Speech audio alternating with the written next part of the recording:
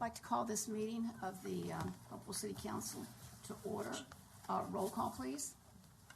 Mayor Parton, Here. Vice Mayor Joyner, Here. Councilor Harris, Here. Councilor Ellis, Here. Councilor Day. Here. Councilor Rapoli. Here. We have a quorum. Thank you. Do I hear a motion to allow Mayor Parton to participate remotely? Second. All right, we have a motion that's made and seconded. Mr. Parton, for the record, can you tell us where you are at this moment and why you are making the request to participate remotely? Yes, I'm in Orlando, Florida, and I'm on a family vacation. Okay, thank you. All right, so we've had the motion's been properly made and seconded. Roll call, please. Vice Mayor Joyner, Yes. Councilor Harris, Yes. Councilor Ellis, Yes. Councilor Day, Yes. Councilor Rapoli. Yes. Okay. All right, next, do I hear a motion to go into closed session, please? So moved. All Second. right, all right.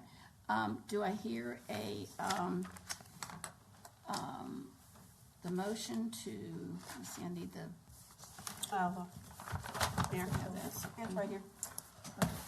Thank In you. the front. Yep, but, do I hear a motion to hold a closed session pursuant to Virginia Code Section 2.2, 3711A, 3, 8, and 29 to discuss the acquisition or disposition of real property where discussion in an open meeting would adversely affect the bargaining position or negotiating strategy of the public body, the award of a public contract where discussion in an open session would adversely affect the city's bargaining position, and to consult with legal counsel regarding specific legal matters, real estate contract discussions, support agreement with EDA, Section 2.2-3711A1, to discuss personnel matters, including appointment of school board members, and Section 2.2-3711A29, health insurance contract update.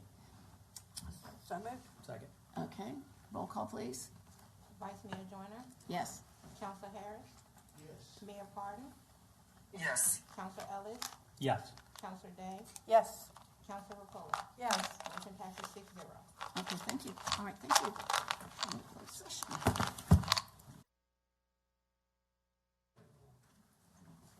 Moved and seconded.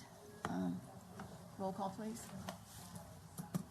Vice Mayor Joyner, Yes. Councilor Harris, Yes. Mayor Parton, I don't think he's on. He's gonna try to get on. I can.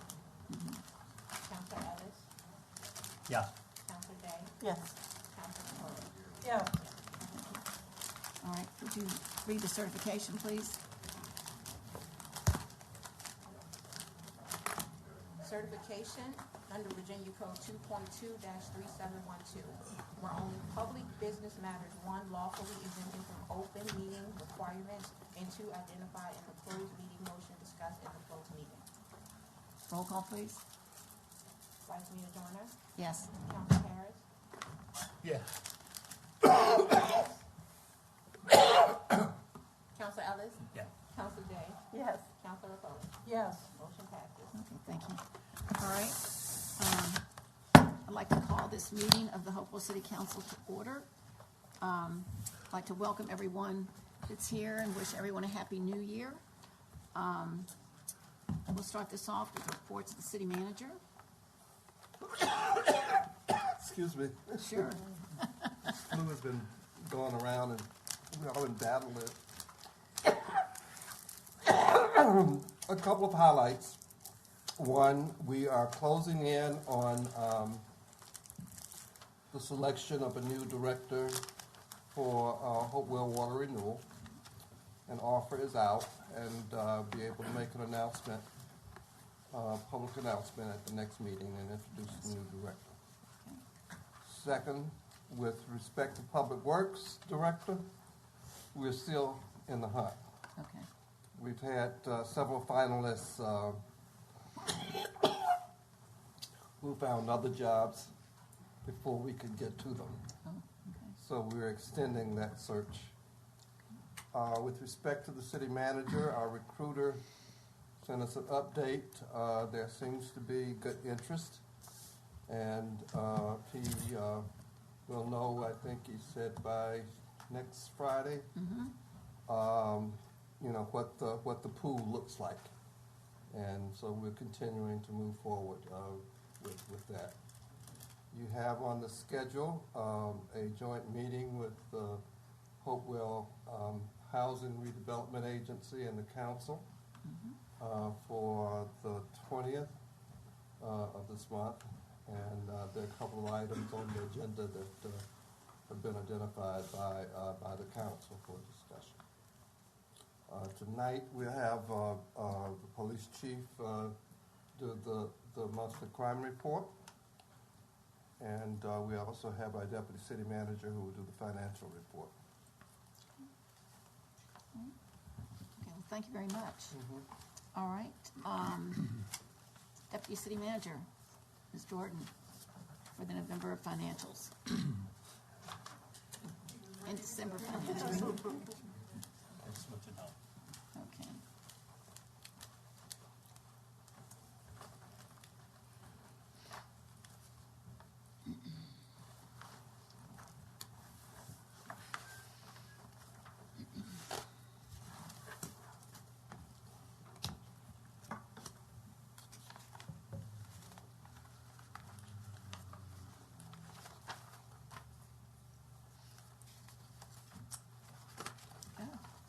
Good evening, Vice Mayor, members of council. This is the November financial meeting. We will present December second quarter as well as January at the next council meeting, as well as the ACFR for fiscal year 24, and we're moving right into fiscal year 25.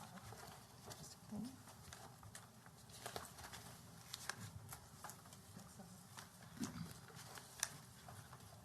Citywide, for November, revenues were trending 1.16% or $2.4 million higher for fiscal year 26 versus 25.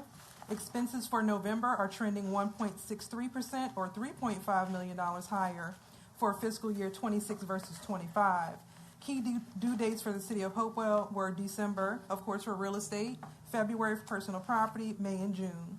Increase in expenses comes from the annual increases that was given last year through the class and comp study, as well as benefits. Any questions on citywide? Okay. General fund from November was trending 1.71% or $798,000 higher in revenues for 26 versus 25. Expenses for 26 are trending 2.26% or $24,000 higher than 25.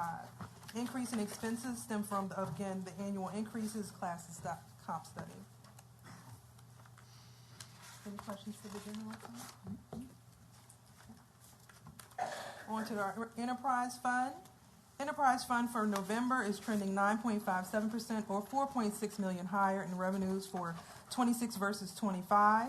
Expenses for 26 are trending 3.9% or $1.7 million higher in expenses than 25. Increase in revenues stem from, again, on-time billing as well as billing for capital. Increase in expenses stem from working through the capital projects piece. There has been a lot of movement on capital projects within the HWR facility, as well as needed operations and maintenance. Any questions on our enterprise fund? Schools is trending 2.96 or 1.7 million lower in revenues for 26 versus 25. Expenses are trending 1.87 or 1.9K higher in 26 versus 25. The decrease is coming from the federal revenues for ESSER grant as well as for Head Start program. They are waiting to submit their reimbursements for the Head Start program for the school so that we can get the reimbursement back.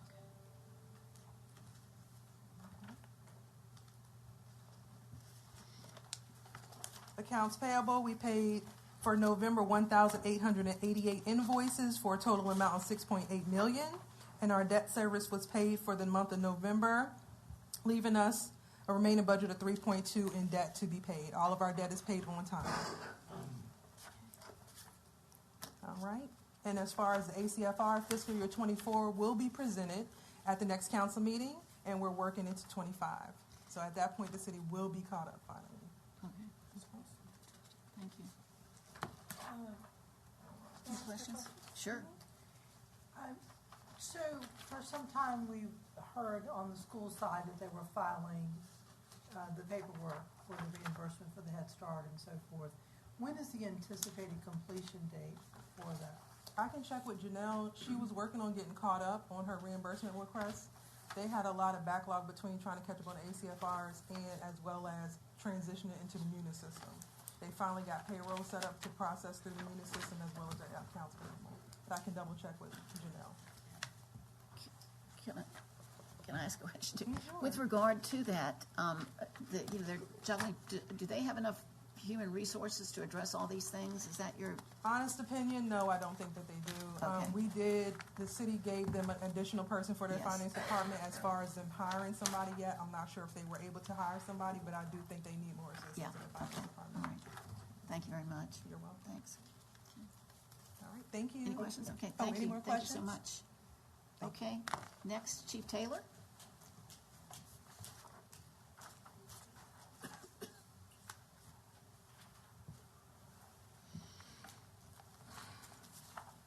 Good evening, Madam Vice Mayor and members of City Council. Good I'm evening. here to present the December crime summary.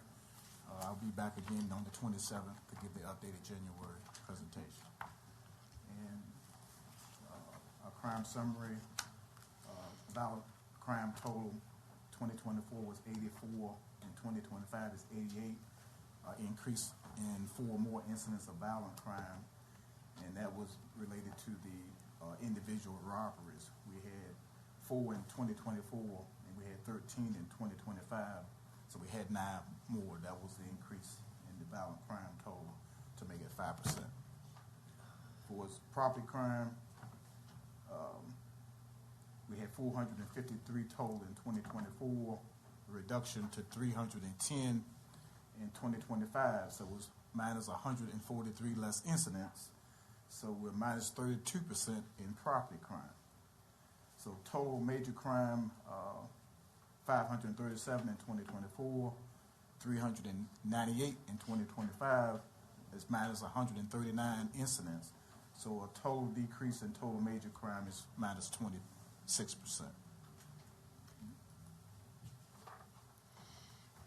Next slide. Suspected opiate overdoses. In 2025, we had 3 fatal, non-fatal was 31, and 34 is the grand total. And if you look at the 5-year comparison, 2025 has been the lowest number of incidents of opiate overdoses. To what do you attribute that, Chief? Not to interrupt you. A combination of enforcement at the federal level, and the state level, and the local level. Okay. Verified shots fired. This comparison is from January the 1st of 2024 to December 1st, 2024, and January the 1st, 2025 to December 1st, 2025. And if you compare at those same time periods, it's 58 in 2024 and 51 so far in 2025. The neighborhood watch meetings, locations, dates and times, nothing has changed. It remains the same. And our hiring recruitment, just additional, it has 5 recruits started academy this month, January. However, it's increased to 7. Currently, we have 7 recruits in the academy. 2 police applicants remain in background, and we have 1 emergency communications applicant in the background phase. And it shows 9 police positions opening, but currently that's been reduced. We have 7 current openings for the police department. And we just recently had 4 recruits that graduated from the academy, and they have started the FTO program. Our community policing officer awards hasn't changed. The community engagement activities, this is the December report. We participated with the Shop with a Cop that was held at Burlington and Colonial Heights. And also we did the Shop with the Cops on December 20th at Walmart. We had a good outing. The children enjoyed it, and they were very helpful with the gifts that they receive. December 9th, the first business resource meeting was held at the Water Cup at 5:30. And the community engagement officer had been working with Recovery Hope. And I mentioned that about having the raffle. The raffle was held, and we did get some winners, so it was productive. And the traffic study and technology, the traffic study results, I have received them, and I will be prepared to give a presentation at the next city council meeting at Broadway Baptist Church, West Broadway area, and the traffic study is still pending at West End Christian School. That concludes my crime summary, and I'm here to answer any questions council may have. I have a question, and don't hesitate to, I'm looking at the lights, so you'll have to bear with me. I'm not used to doing this, so I'm vice mayor, so taking over for Mayor Parton tonight. But I have a question. With regard, you said there are 7 openings. Now, will that be, you have 5 in the academy, so that could technically mean that there could be 2 vacancies after these people? No, ma'am. We have 7 that's in the academy now. You have 7 in the academy 7 now? in the academy now, and the total police vacancies that we have Is 7? is 7. Okay, so that's going to mean No, we have 7 more positions to fill. Okay, all right. So those people that are in the academy are considered filled. I'm a little confused. So if you've got them in the academy, are those, you're not counting them as hired? They are hired. However, we still have 7 vacancies still to fill. Okay, I'm with you now. So the people that are in the academy are considered hires? Yes, ma'am. Okay, all right. We still have 7 vacancies that Okay, we're working on. all right. That's okay. Any other questions? Yeah. And we had talked about in a previous meeting, maybe 2 months ago, about a grant program and so forth. Do you have an update on the grant program for new technologies? Yes, ma'am. Matter of fact, we are working. I had received a proposal that, and I'm working on getting a new proposal. And we just had a Zoom meeting through Senator Kane's office last week, and it was mentioned about the earmark that was approved through council, and that earmark is in the process of being reviewed. We won't get a definite answer whether it's approved or not until sometime in mid-January. However, I've been working with the city manager and deputy city manager, working with some alternative forwards, trying to get the funding to move forward.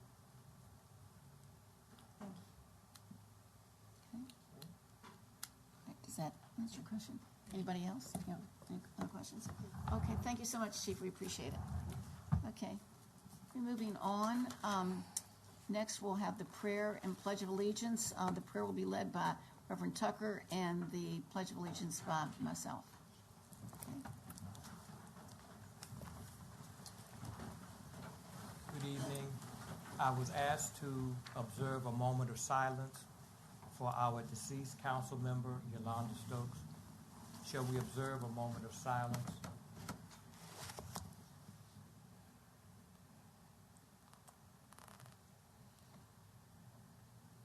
Thank you. Most gracious Heavenly Father, we praise you and we thank you, dear Lord, for the gift of your Holy Spirit. We thank you, Lord, for your presence within our city, Lord, and we thank you, Lord, for touching the leaders of our various departments. Dear Lord, we thank you for the privilege of leadership, Lord, and we pray that you will lead and guide our council members, Lord. Give them courage, Lord, to make the tough decisions. Wisdom, Lord, to make the right choices, Lord, and compassion of heart that they may remember, Lord, the least of our citizens. We praise, Father, we pray, dear Father, that you will lead us and guide us and give us the power and strength to make the tough decisions. And Lord, we pray that the works of our hands will bring blessings unto your name. We honor you and we praise you in your holy name. Amen. I pledge allegiance to the flag of the United States of America and to the republic for which it stands, one nation, under God, indivisible, with liberty and justice for all.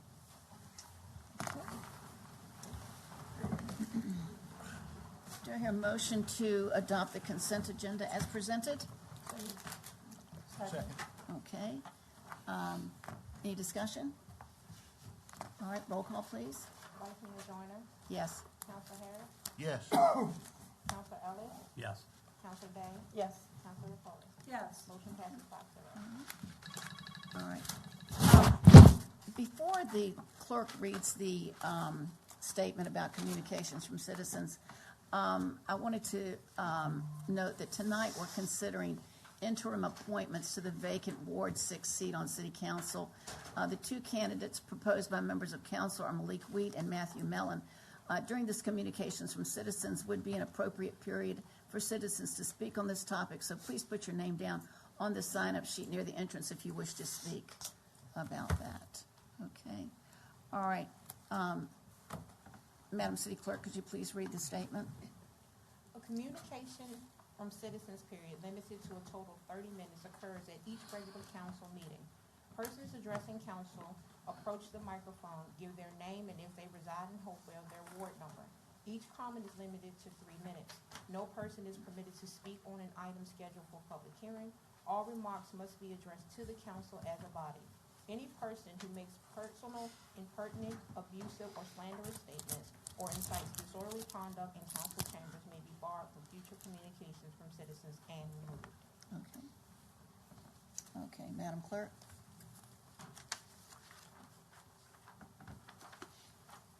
Okay. We have the following citizens. Mark Burrows.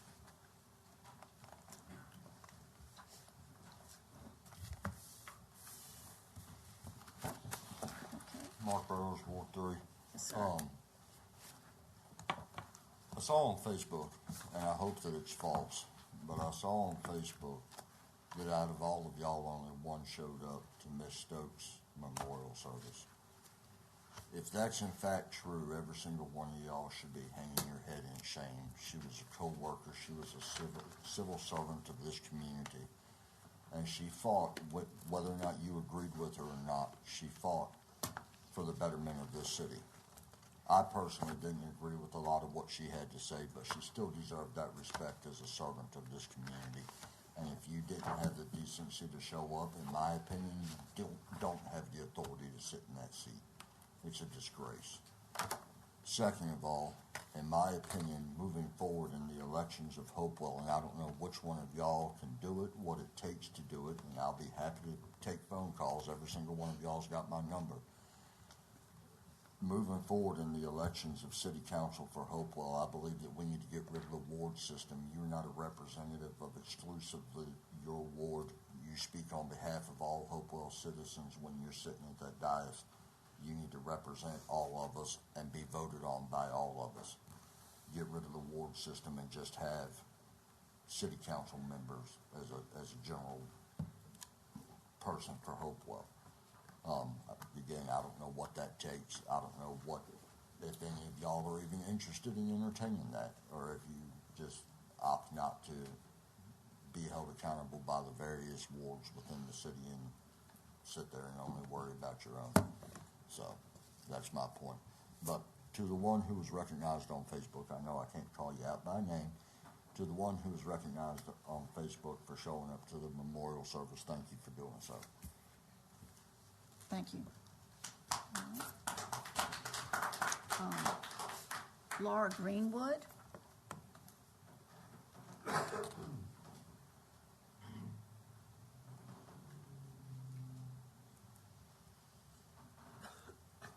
Good evening, ladies and gentlemen. I'm Laura Greenwood from Ward 6.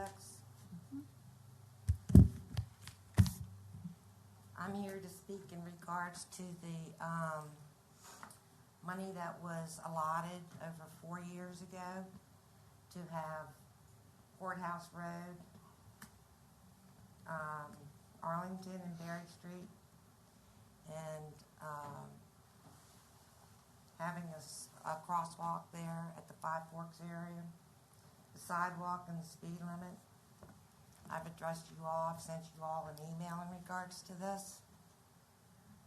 It was approved over 4 years ago. Johnny Pardon was on council at the time. I do know that the high school and Mansion Hill got their makeup. Here's an area, I just want to know where the money is, because it hasn't been done. It was allocated over 4 years ago. So, since the mayor's not here, I guess Vice Mayor, Miss Rita Jordan. I'll check on it. Pardon me? I'll follow up. Okay. I want to know where that money is and where it was utilized. Why is it the low-income areas are ignored, the impoverished people? Why? That road has been phenomenally a sore spot. People race down that road like they're a race car driver. I've had them actually pass me on a small two-lane road. There's nowhere for people to walk. It's dangerous. One of the ward members here told me that they had lived on Courthouse Road and their children couldn't walk it. It's unsafe. That sidewalk needs to be on one side, at least where S&N is. You guys need to look into that and get it done. That money was allotted. It's been sitting somewhere, or it's been utilized somewhere else. But it was allotted for this project. Now, I'm getting a little aggravated because the fact it is not done. I've had my neighbors complain about it, and I speak for all my neighbors on my road. So I'm not here just to speak for myself. I have to go out on that road all the time. Now, up to Berry Street, you got a little bit of a sidewalk, and then it stops. It needs to go all the way down. It needs to go all the way down to where the hotels are, so those visitors that are coming and moving around can move safely. Somebody's going to get killed out there or seriously injured. It's not funny. I think my 3 minutes is, well, I'm not It over, is. but You're I'm done. you're right at But it. I would like to find out where that money is, I'll see if I can Vice Mayor. find out. If you can email me, call me, Yep, I will do. appreciate it. Will do. Thank you. Ed Hauser.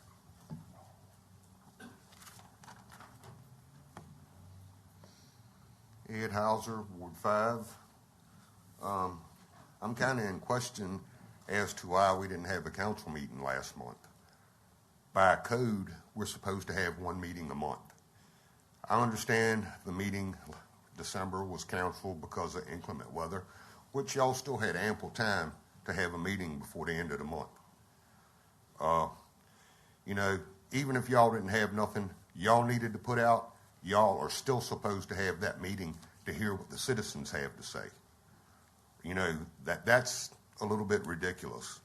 And I would like to know an explanation. I think our city manager should get with every one of y'all, and y'all give us an explanation at the next meeting why we could not have a meeting in December.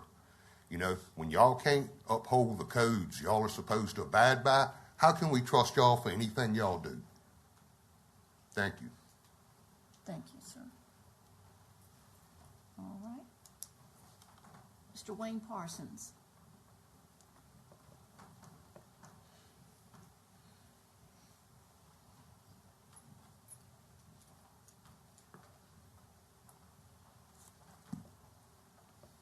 Good evening and Happy New Year to Council. Thank you. Wayne Parsons, Ward 1. Several things I'd like to ask you. I'd like to say I don't think it's appropriate for council to be recommending people to fill a vacancy. I think there should be a special election for that, for the people from that ward to select someone.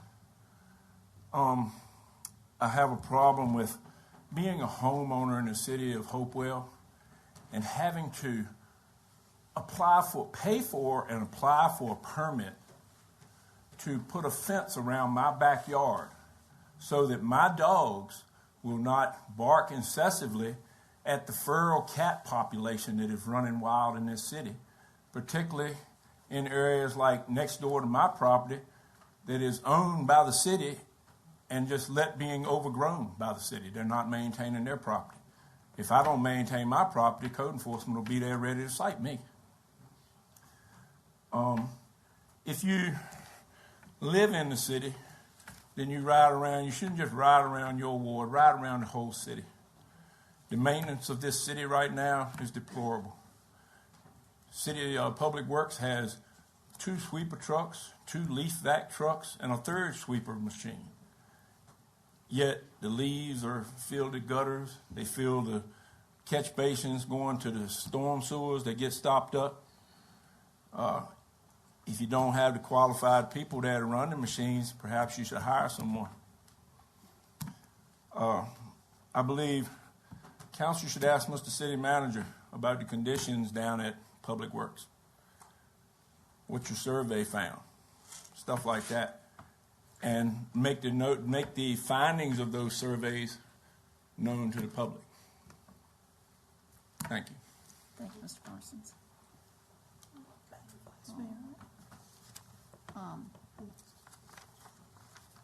Rita, would it be appropriate for the city attorney to explain what the Constitution calls for when it comes to filling vacancies? I agree. That's actually on the agenda for, I believe it's item 1. Item one, yeah. Larry McClung?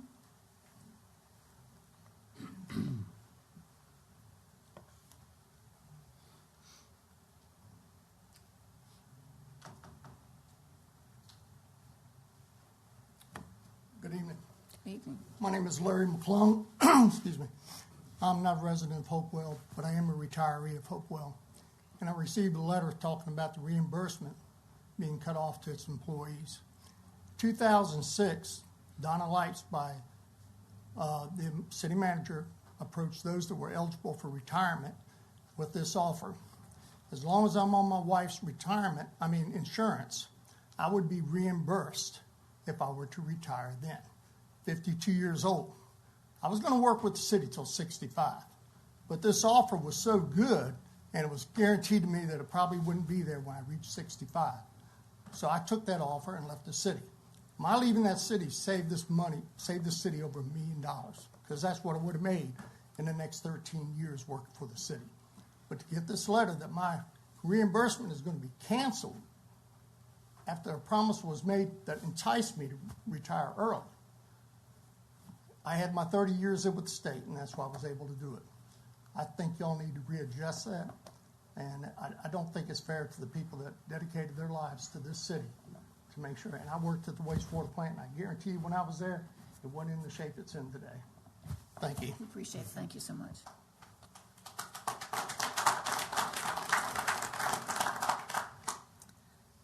Vanette Taylor?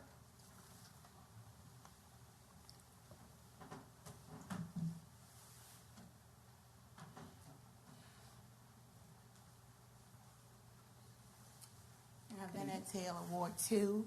I come here because I see a lot of, between the citizens and our council people, what I call bickering.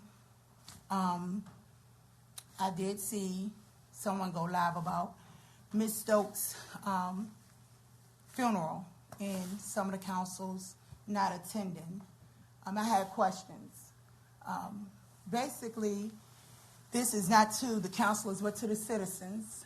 I personally was summoned by a member of Ms. Stokes' family because there was some issues with her expense for burial. They asked me to contact council people. So people are pointing fingers and don't realize majority of these people up here, if not all, because I only know one person that I didn't personally know about, donated so that Ms. Stokes could have a proper burial. People don't know what people go through. I'm a mother of a homicide victim. And when I questioned some of the council people of why they didn't attend her funeral, someone told me the same thing that I live by. Once you close a casket on your child, you may not never want to attend another funeral. You don't know what these people go through. And I'm here because we pointing fingers. You didn't go to the funeral, you didn't go to the funeral, you didn't go to the funeral. But have anybody asked them why did they not attend the funeral? And the ones that's pointing fingers, Miss Stokes' family was in need for burial money. How many of you donated $1? We are all adults. They didn't walk up here and sit up here. We voted them in. Majority. We have people in higher positions. We don't approve of them being there, but somebody voted them in. We got to work with them. When their term is up, if they haven't done what we expect them to do and satisfy, we put somebody else there. But right now, we have to work with them. That's what we got, whether we like it or not. I look at the pages. I don't agree with everything they do, but I have to work with them. What can we do? Summons them for change, or we make the change. I can say the same people that I look at that name called these people and said that they were racist and prejudiced, personally, myself in Ward 2, have called on them and asked them about conditions in my ward. And it was the same people that people called racist that stepped up and came through to help people in my ward that needed help. So my thing is, ask people what they're going through before you judge them. See why they did. How many people, you seen that they didn't come, but ask them why they didn't go. Because you don't know what people go through. I probably couldn't attend my mom's funeral if she died. Because all I see is my son laid in a casket. So y'all want to judge, but start asking people. And I do. I don't know too much about them trying to take the retirement of the police officers. But I now, once my son got murdered, I see all that you guys do and what you guys have done. And I hope they change their mind on that because you guys are deserving. You guys don't know when you leave out the door if you're coming back in. And it wasn't until I had a personal experience to see how much time that y'all take in to try to get these murders solved and other things solved when the citizens don't open their mouth. You're opening your mouth about the wrong thing. You're closing your doors about the wrong things. And we have to pull together. It's not about black, white. It's about us coming together. We all live in the city. This city belongs to us. And yes, I agree. We need to take our city back. I seen Mr. Hunter. I can remember as a young girl. The guys, we're not going to say big hunt out. Just the name, his name, made a difference. You don't hear that too much now. We need officers like that, and the chief is doing good with recruiting. I'm glad. And that's all I came to say. Thank you so much. Thank you for your time. Thank you. Okay.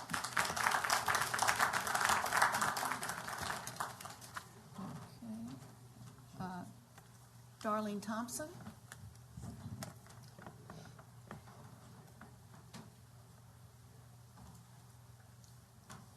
Darlene Thompson, Ward 6. Thank you. When I was here in November, I had brought up about a leaf pickup in the city. And I didn't specify by wards, but I had brought that up before, that we need to have a leaf pickup and a cleanup in this city by wards. And it had fallen on deaf ears. And so when I came before City Council in November, it was brought up, well, you all are able to call, and what they didn't say is that if you're not over a senior, you have to pay for it. But like the guy had brought up, that we have 2 sweepers, we have this stuff for the leaf pickup. Why are we not utilizing that? Why is the city tore up? We have the beautification committees that said keep Hopewell beautiful. But yet, we have stuff just sitting there. You don't even see trucks out during the winter months. No one is not moving around the city, and if they are, they're up there by the high school and over there near Rivers Bend. So we need to start cleaning up our city. And I shouldn't have to keep coming here before you all stressing the same thing and being ignored. Our voices should be heard in this city. Certain people come and you all are quick to give them finances. And there's no follow through as to where the money is going to in this city. to talk about taking their retirement when you all need to start coming to these city council meetings to see where the money is. We set a budget, and by the next month, they are spending thousands of dollars and millions of dollars. Stacy gets up here, and she's just like she's doing a auction, speaking so fast that we cannot follow what is going on in this city with the finances. The one thing that Robert Bob said, he said for you all to be transparent with the city's finances. And we give you all a seat there, and you all have a responsibility to these citizens. And we shouldn't have to continue to come before you all. Yes, you all have to make hard decisions. But I have been coming to these meetings since 2018. And I only can tell the story because I have sat here. And you all come out when y'all have important issues to address. But you all need to come out more often to see what's going on in this city and how this city council conduct business. Thank you. Thank you. Okay. Mr. City Manager, would it be appropriate to address for us to just let the citizens know that we are looking at changing that recommendation on the retiree thing? I think it's appropriate. And we will have a full report at the next council meeting. Okay, thank you. Just want to say that. Yeah. All right. Next, Iris Walker, Ward 4.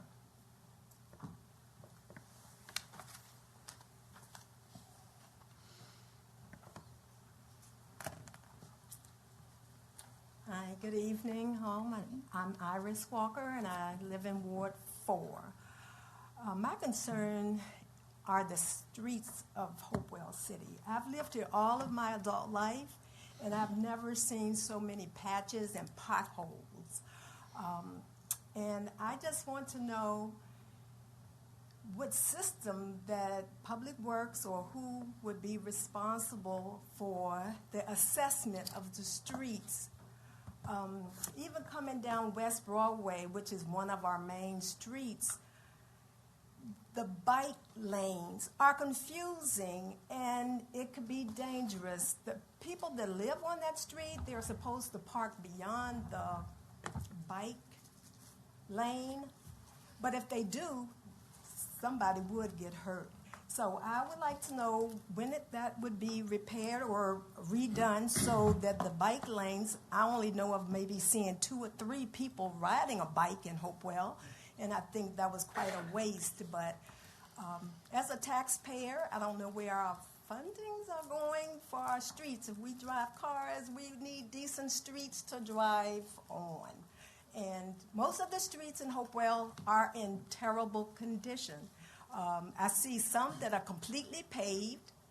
They're the shorter streets. I'm like, for example, Danville is terrible. Danville Street, City Point, 21st. I did call about a pothole 2 months ago. I had to call a second time to get it repaired for a big pothole. So I just need to know if anybody's keeping track or if it's a system that people can say, when was this street paved last? Fully paved. If we have the funds for that. I looked at the budget, and on the operational and the capital budget, it was saying something. They were talking about repairs, and I just want to know that Hopewell City can get their streets taken care of. You know, little by little maybe, but they need to be done completely rather than putting patches on them. And it's kind of shameful for our city. So, Thank you so much, Iris. All right. Okay. We will begin consideration of regular business. Under R1, consideration of appointments of candidates for Ward 6. Mr. Bissett? Sure. So on December 23rd, Councilor Stokes passed leaving the council seat for Ward 6 open. The relevant laws that apply here are the Hopewell City Charter, Article 3, and then parts of Title 24.2 of the Virginia Code. Under our charter, vacancies are filled by the remaining members of council within 30 days. That appointment lasts through the end of the calendar year, so it would last until December 31st of 2026. A special election is required. I have already petitioned the circuit court and gotten a writ of election from the circuit court. Under the statute, that has to be on the next, at the same date as the next regular general election. So at the November 3rd general election, there will be on the ballot a special election to fill the Ward 6 seat for the remaining 2 years of that term. So City Council is required to name the counselor for the balance of this calendar year, and then on November 3rd, the voters in Ward 6 will vote for somebody to take over the remaining 2 years of that term. Beyond that, I'm happy to answer any questions that council may have.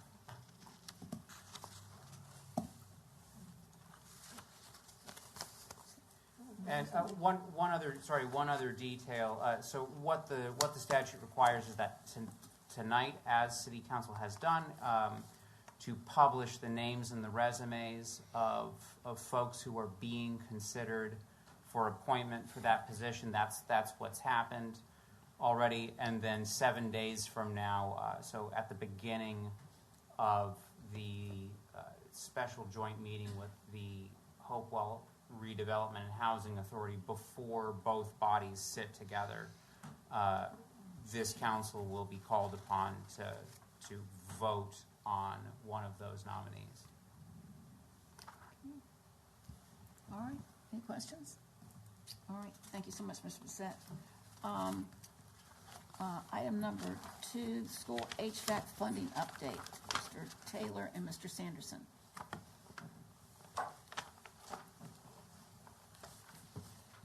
Good evening. Thank y'all for having me. I'm R.T. Taylor with Cruz and Associates. I think Jimmy had a conflict this evening. He's from Davenport, the city's advisor. So I'm on the financing side, just like when I was here for y'all over the summer. And then we successfully closed on the GO bond funding in the November timeframe. I believe it's November 19th. So I think tonight is simply an update. Let you know that we've been having some conversations with the schools. In fact, I was at the board meeting last month with the school board. We had a great conversation. We are looking, again, very similar to what we did with the city, looking at multiple options, just like we did with y'all. We are looking at public sale of bonds to access the public markets, which at times are lower interest rates than what you can get from banks. We're also looking at banks through a direct bank loan or private placement approach. One distinction here, you all may recall, when we did the city projects financing last year, we did it through your general obligation pledge, which is the full faith and credit of the city, backed by basically your ad valorem taxes. In this particular case, we're also looking at an option where we can do an appropriation back. That's the annual promise to budget for the debt service on a financing, as well as secure that with other collateral, being the equipment that is being purchased for the HVAC system, or a substitute piece of collateral that the city or the schools may want to put up. So all that is being baked in to keep all the viable options on the table, and we'll be assessing what the interest rates for those particular options could be, so that at some given point in time, coordinating with staff, coordinating with your advisor, we'll come back to council here as well as the school board to make a final determination when the rubber hits the road, so to speak. Okay. I'm happy to answer any questions. about the financing. I think the one key item related to why we're evaluating the general obligation pledge versus the lease is because under Virginia code, as you are probably well aware, cities are limited to what they call the legal debt limit. So 10% of just your real estate assessed values would be your legal debt limit, and then you back out any potential GO debt which you have outstanding to get to your legal debt margin. Okay. So if you borrow and issue additional GO bonds for the school side when it's equipment based, you could potentially be taking another notch out of your GO legal debt limit. Right. So we want to be cognizant of that because we know that long term the city does have projects on the horizon. Yes, our roads. And For instance. we don't want to necessarily divert your legal debt capacity from the GO side for city projects to other places, and that could be easily financed through something that's appropriation backed and collateral backed. Okay, makes sense. Okay, so all that's going to be brought back to you at some point soon. I don't know exactly what the time will be. I know that the schools, I think everybody's being communicative, which is a great sign. But I think sometime in the, call it late winter, early spring time period, so February, March time frame, I think is when we'll be, and I would look to Mr. Rogers or Ms. Jordan to fine tune that for you if you need to. All right. Any questions, council? Questions? Okay, thank you so much. Thank you Thank very for the much for update. having We me. appreciate you. Thank you so much.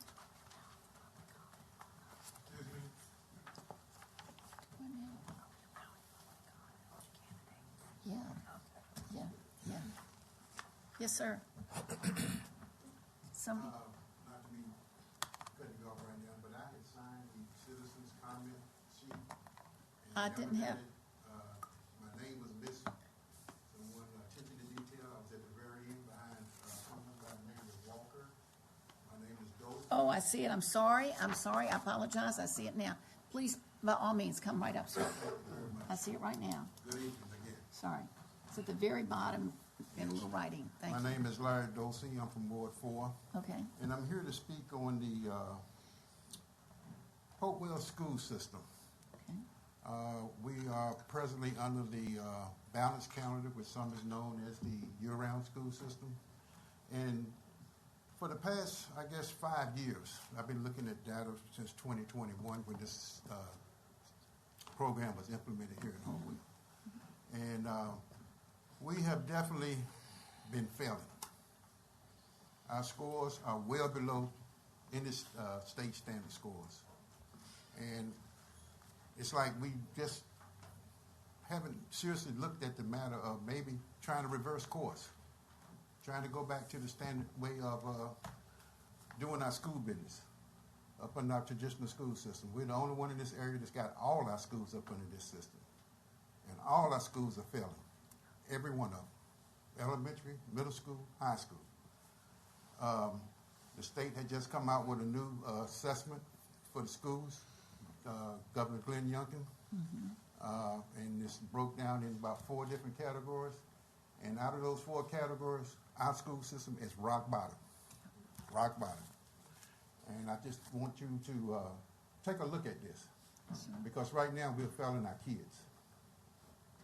You know, we think everything is going good, but it's not.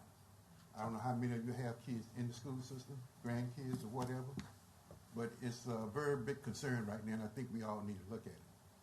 We're supposed to have been the model for this program. But I don't see no one following us, because I think they're looking at us and saying, hey, no, we don't want to take that route. So I think that we just need to look at that. And I'll go out on the internet and I can look at things and I see things where citizens, where people are making comments that, you know, based on our grades, school grades, or the, the assessment levels here in Hopewell, they're choosing to go to other jurisdictions, Chesterfield, Henrico, even Petersburg now. I've been here for 30 years. I had kids that graduated through the Hopewell school system, retired military. And that was one of my major reasons when I came out of the military and moved into a locality. I picked Hopewell because our school system was excellent. If we was above standards, it's not definitely right there with the standards that's being met. But to fail for 5 years, that's not good. Someone is not looking at this. And I beg and I ask that you people look into this. And I want to quote Dr. Hackley. She said that when they voted for this, that she believed with no doubt in her mind that this would be the right system for our school system. And that she would not let it fail. But for the past 5 years, we've been failing. And we'll continue to fail. We're falling deep in trouble. And I think that we need to look at that for the grace of our kids. I got a grandson that's getting ready to hopefully probably come into the school system in about a year from now. But I'm, like I say, giving it deep consideration now to maybe put him in a private school. Because I want the best for him. And I think all of us are citizens with the best for our kids. And I just ask that you look into that, get with whoever it is. We may need to go from top to bottom to change this. We may need to put in a new director, a new superintendent or something. I don't know. But we need to fix the problem. And it's just like us looking at TV every day. We get tired of looking at reruns. It's like, why are we paying cable? We keep looking at all these, reruns. So I look at this as the same. Okay. For 5 years, we've been looking at reruns, and we're not moving up. Well, thank you very much. We're moving down. Thank so I ask that we look at this, and hopefully in the 26-27 school year, that there'll be a change. Okay. That we can go back to our traditional school system, like other localities are. Okay, thank you and very much. And not only are they exceeding standards, a lot of them are exceeding above standards. Right. Thank you. Thank you very much, Mr. Johnson. And I apologize for not seeing your name. Sorry about that. Okay. All right. We have a lot of public hearings tonight. Starting off with R3 sewer rate increase, and Ms. Stacy Jordan, our Deputy City Manager, will be presenting.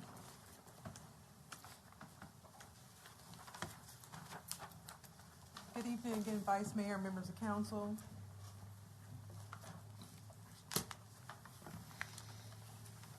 Challenges facing the utilities are aged infrastructure, large capital needs, a decline in capital usage, high inflation.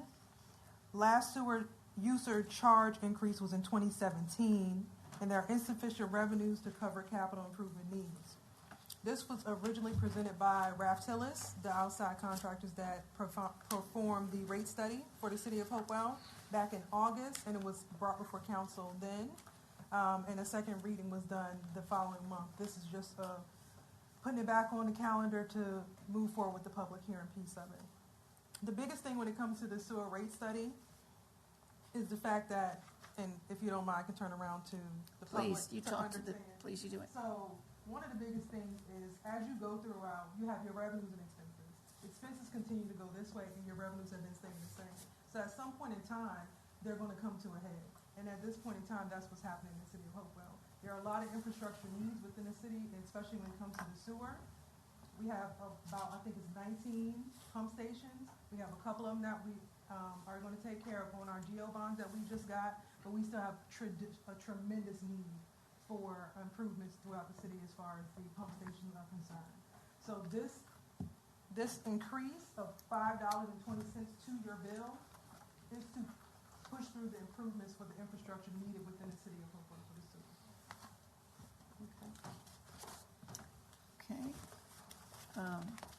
Councilors, do you have any, before I open up the public hearing, do you have any questions, comments?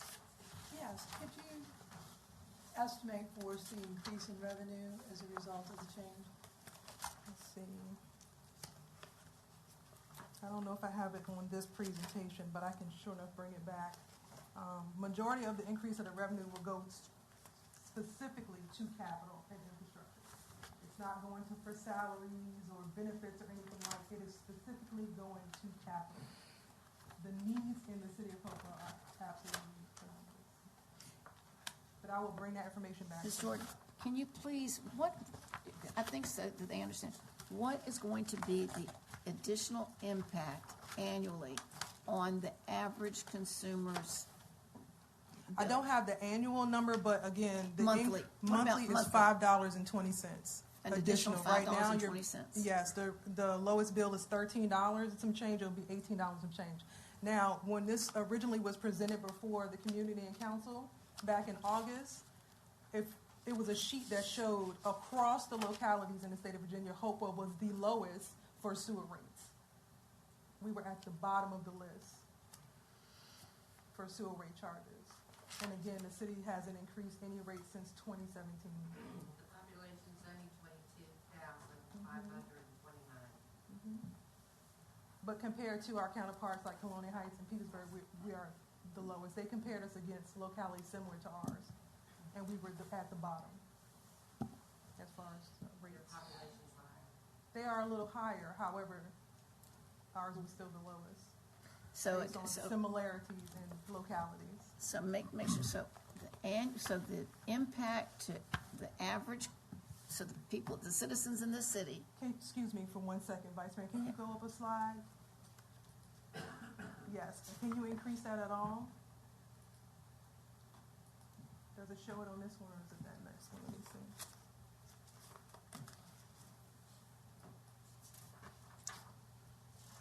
Okay. Yes, it does. Scroll over some. So you see the average bill for 2,200 usage is $13.14. The proposed is $18.40, okay. The proposed rate is going to be $18.40, which is an increase of $5.46. Okay, okay. And you go down, you see the increase is going down. So Yes. you're Yes, looking ma'am. at less than $10 per month. Yes. I mean, in It's some cases, roughly half of that. $6. About $5, okay. All right, anybody else, any counselors have any questions? Okay, I'm gonna open up the public hearing, and we do have some people here to speak. First is Mark Burrows.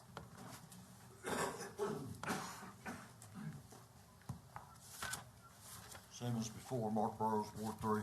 Sir. I'm not a finance guy. I don't know diddly squat about how budgets work and money works and all that stuff. I know I make the money, I give it to my wife, and she tells me how much of it I can have back. What I don't understand is, for years, the citizens of Hopewell have been paying these fees and taxes and so forth and so on, and this money has been misappropriated, misused, not used properly to maintain these systems, these roadways, these school systems. And now the city of Hopewell wants to look at the citizens and say, oh, we need a redo. But in order to do a redo, we need to increase the amount that we're taking from you. I appreciate the fact that it's only $5, but it's $5 through this fee, and $5 through a stormwater fee, and $5 through a trash fee, and point whatever percent through a property tax increase. And by the time it's all said and done, we've been nickeled and dimed to death as the citizenry of Hopewell, and we still ain't seeing nothing for it. Y'all keep promising us the world, but we ain't seeing nothing other than projects, some minuscule projects being completed, but the big stuff's being kicked down the road. Y'all just talked about, a couple months ago, if I remember correctly, some $15 million bond, and one of the things that was talked about for that was to fix the school HVAC system, but now this gentleman's talking about using some GEO bond for that. I don't know if they're the same or not, because I'm not a finance guy, but if you're taking a bond for $15 million and putting us in debt as a city and telling us it's for the school systems, the roofs and the HVAC, but then you're taking another bond to fix the HVAC, there's a problem there. And that's no different than what this is. Y'all promised us 20 years ago, 15 years ago, however many years ago, you're going to fix the sewer system. Now you're telling us you need more money to do it. People in Hopewell ain't got that much money sitting around. $5, $6, I understand it. It's a pack of cigarettes. It's cheaper than the 6-pack of beer that half the folks in this room is going to go home and drink this evening. I appreciate that fact. But $5 here, $10 there, $12 there, it all adds up, and people's going to be out of their homes and out on the street, and then y'all going to sit there wondering how you're going to deal with the desolate folks problem. Pick your priorities. Stop robbing the people. Stop wasting money on stupid things like a treasurer increase, salary increase, when he campaigned for the damn position at the salary it was at. He asked for it. He asked us to hire him at that rate. So stop giving our money away to all these other frivolous things and focus on what we hired y'all to focus on, please. Thank you. Laura Greenwood?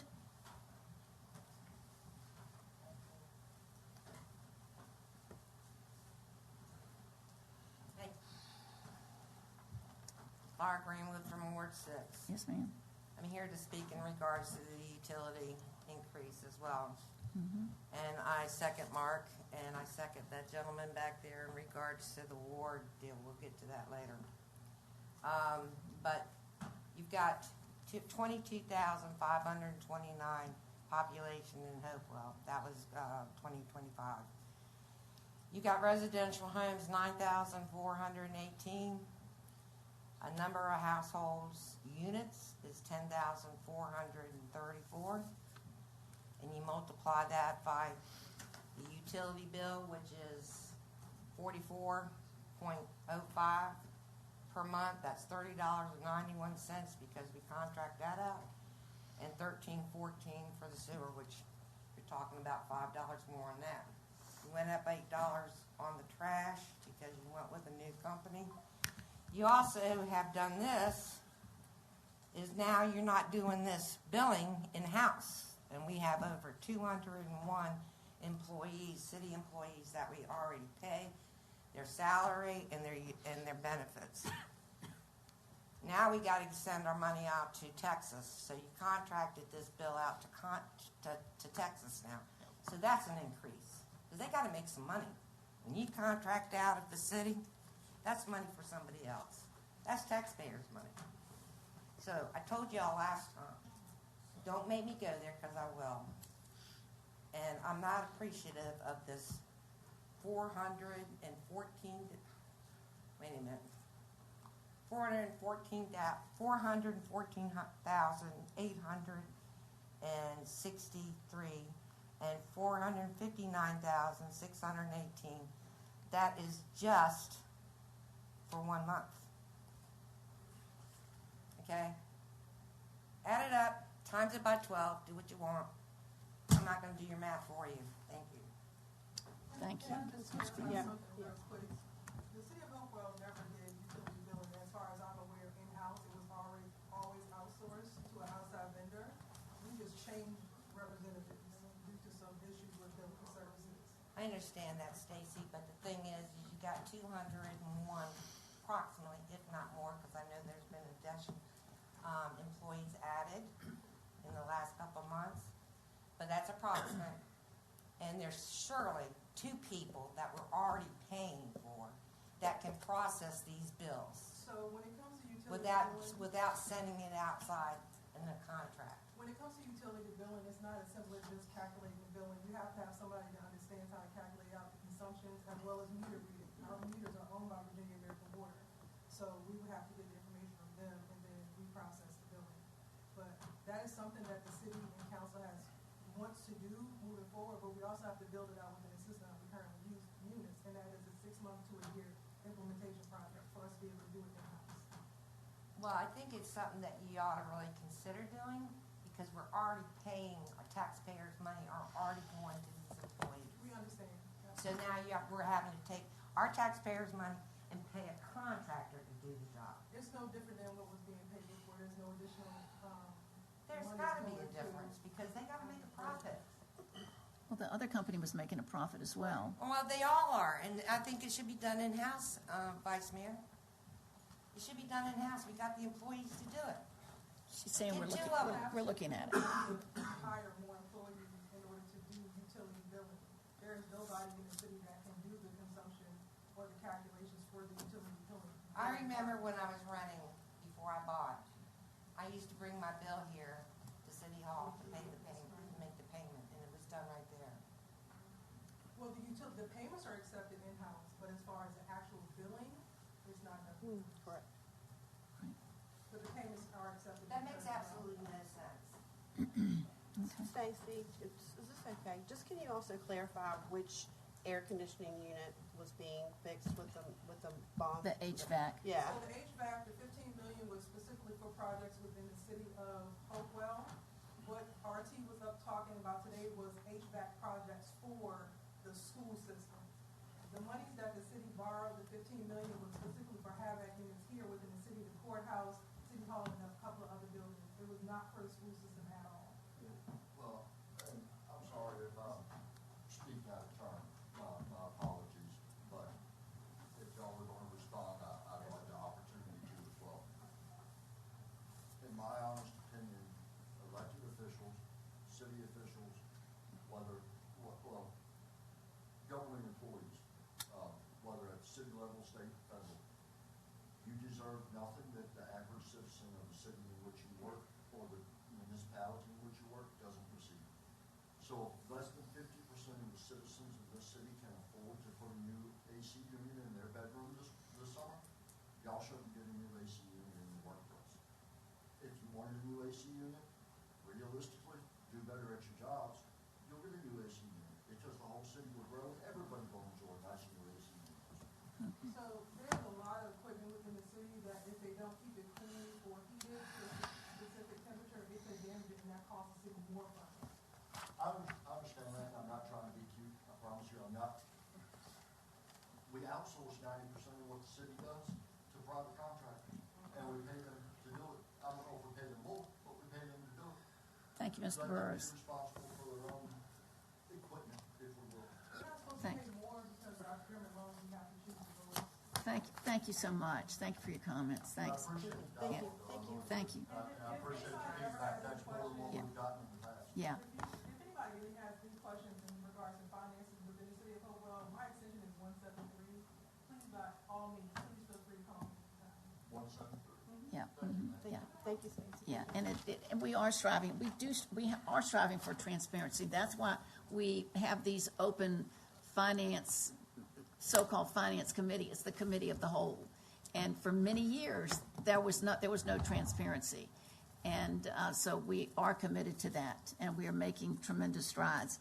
And I will speak that for those things, people are questioning why haven't certain things been done, was because the finances were not, there was no transparency, and there were things being done that perhaps weren't being monitored as closely as they should have been, and that's not where we're at right now. So moving right along, Mr. Hauser.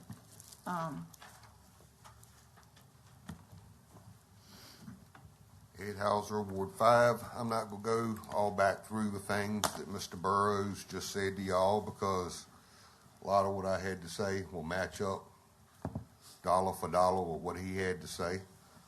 I benefit a lot of my time here in the city helping organizations with people who have issues with food insecurities and so forth. And I've noticed here over the past several years, the groups are getting bigger and bigger. Well, a lot of it's got to do with what we got going on here, what Mr. Burrows just said. This nickel and dime stuff, when you have people that are living on the means and below the means, nickel and dime might not sound like much to you. Does that hurt? That $5 hurt you with what you bring in a month? No. But that $5 is the difference between some people being able to have medications, being able to afford food. You know, bad planning, bad budgeting of money has put us where we're at. You know, we need to cut the fat and spend money on what needs to be spent. Quit giving money to everybody who walks in here with their hand out wanting something. You know, a lot of them, they don't deserve what they get. And then some of them, yeah, you give them something, but, you know, it's outlandish the money y'all pay people for miscellaneous stuff. You know, and you can't keep taking these people who don't have it to give and keep nickel and diming the money out of their pockets. When mortgage rates went up, guess what? Homeowners insurance went up with that too. That was a snowball. A lot of these people are hurting. Y'all need to take that into consideration every time you raise a bill around here. A lot of people can't take it. Thank you, Mr. Hauser. Okay. Darlene Thompson.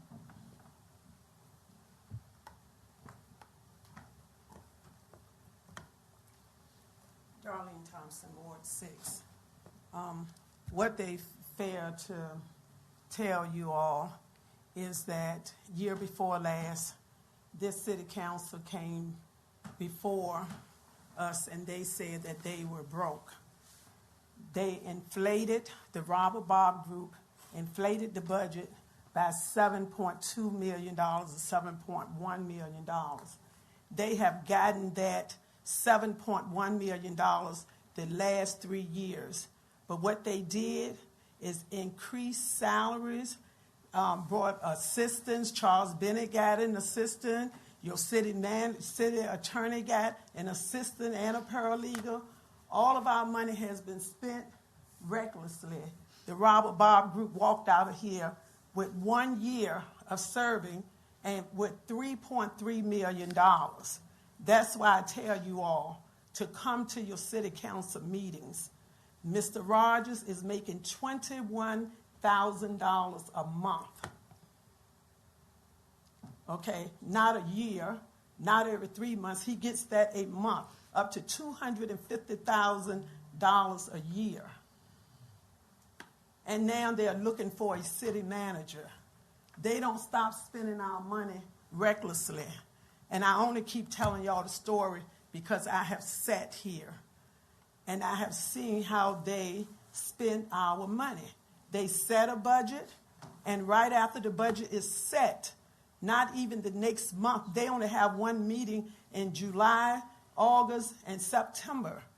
But every month they are increasing. People are walking in here and they are giving them thousands of dollars. Even when the citizens called them and said, y'all shouldn't be doing that. Our voices are not being heard here. They increased our tax rate from 113 to 117. Then they increased what we had to pay for our taxes, our real estate taxes. Then they turned around and increased the rates, okay, for our sewage, our trash pickup. They don't stop coming after us, but they tell us what we have to pay, and we continue to seat them every 4 years. You all need to come out and stay abreast of what's going on in this city. So when you got to cast a vote as for them up for re-election this year, know who you are voting for and what they are doing for us. Because all other people have to do is come in here and ask, and they give it to them, but they tell us that we have to pay. Every time we say we don't have it, they say, yes, you do, you are going to pay it. They have already made up their minds that we are going to pay this tax rate increase. But you all know who is who. Ms. Thompson, your time is up. Thank you. All right. I'm going to close this public hearing. Councilors, do I hear a motion to approve the ordinance amending Chapter 31 of the Hopewell City Code of Ordinances as presented?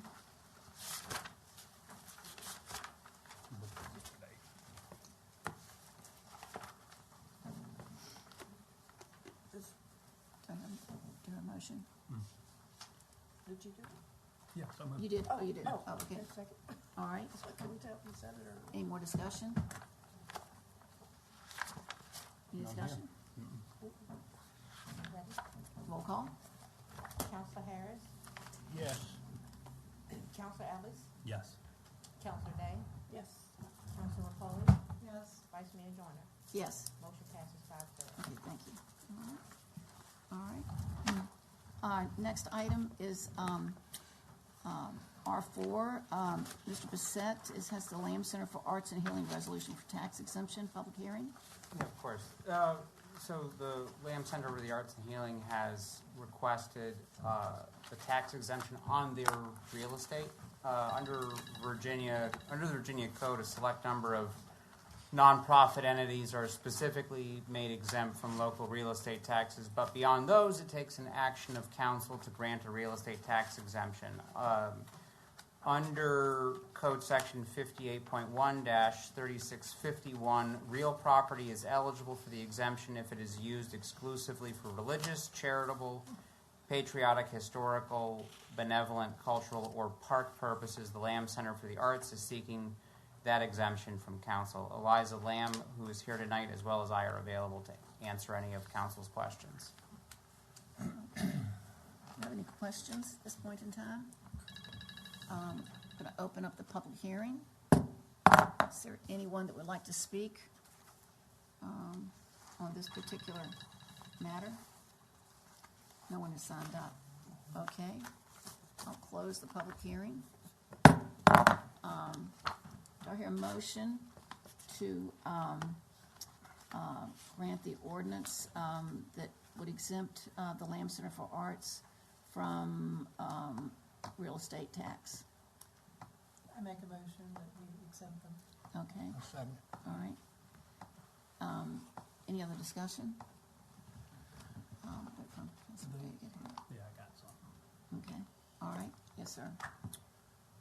So at the bottom here, it shows 2019, 2021, and 23. Is that what they paid? I believe that's roughly their annual real estate tax burden. 114,000, 94,000. Yeah, the tax burden, I believe, is somewhere in the range of $2,100, $2,200 a year. So that was that building, they improved that building significantly. Okay. Well, just this past year, we used the real estate rates to help fund the raises for public safety. So I don't see where given a rebate or given that, that's just shooting us in the foot, ain't it? Okay. I mean, we used it. We relied on it to give the raises. And I know we got to come back this year. So. Okay. Any other discussion? Any other? It's you have to consider the impact. Do you have any other discussion? Any other thoughts? Okay. Is there a motion to consider this? So it's on the floor. It's on the floor. Now we need to just call for the vote. Roll call. Counselor Harris? Yes. Counselor Ellis? No. Counselor Day? Yes. Counselor Rapoli? Yes. Vice Mayor Joyner? Yes. So this is on a first reading, so it would have taken 5 votes to pass. It'll just go for another vote at the next meeting. All right, sounds good. All right. Okay. All right, item number 5. R5, this is the treasurer's salary supplement public hearing. Mr. Bissett? So in April of last year, the city advertised that it would pay a supplemental salary to the Hopewell treasurer if they achieved certain qualifications. This ordinance simply makes good on that advertised supplement where appropriate. Currently, the treasurer does not qualify for any of these supplements, so there's not going to be a financial impact to passing this ordinance right now. Beyond that, I'm happy to answer any questions that council may have. That's just a good clarification that our treasurer was not asking for a raise, is not part of what this was. This was just the advertisement for the campaign. That's right. Back in April, the city put out an advertisement in order to entice good candidates to consider the role that we would offer supplements under certain conditions. Yeah. These are certainly having a qualified treasurer is really important for the financial health of a community, and that's what this was intended to be an incentive for someone with those types of qualifications to run for the office of treasurer.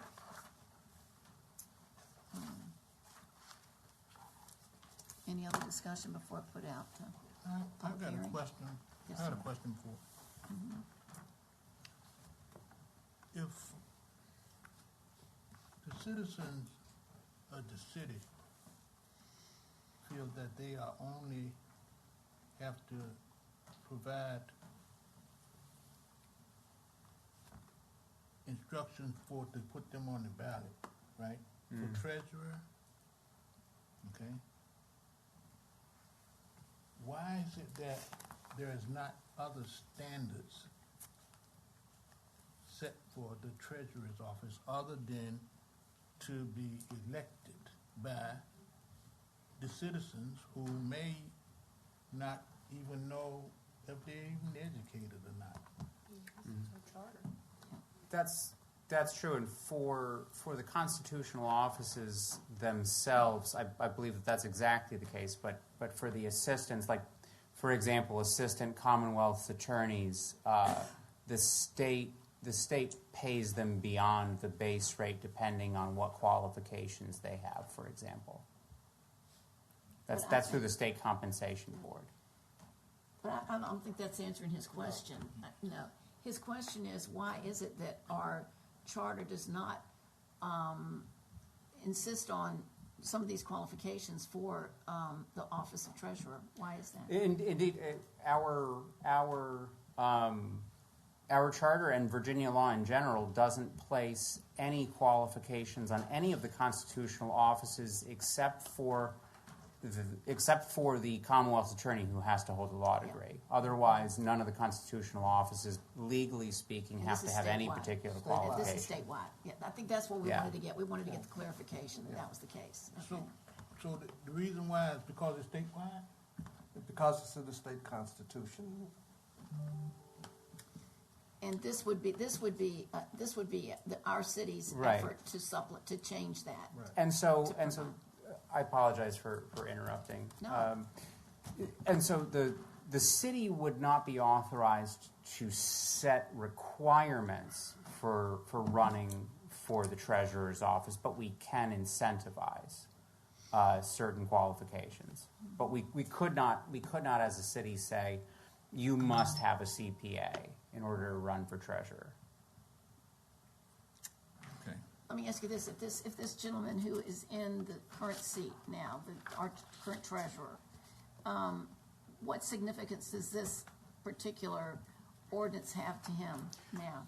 If he were to achieve one of the qualifications that are named, and again, the qualifications named in the ordinance are exactly the ones that were advertised back in April. If he were to achieve one of them, then he would be eligible for that supplement. Okay. Any other questions before I open up the public hearing? Do we need to extend the meeting? We don't have to do that anymore. Okay. Yeah. Do you have anybody that wants to speak on this particular public hearing?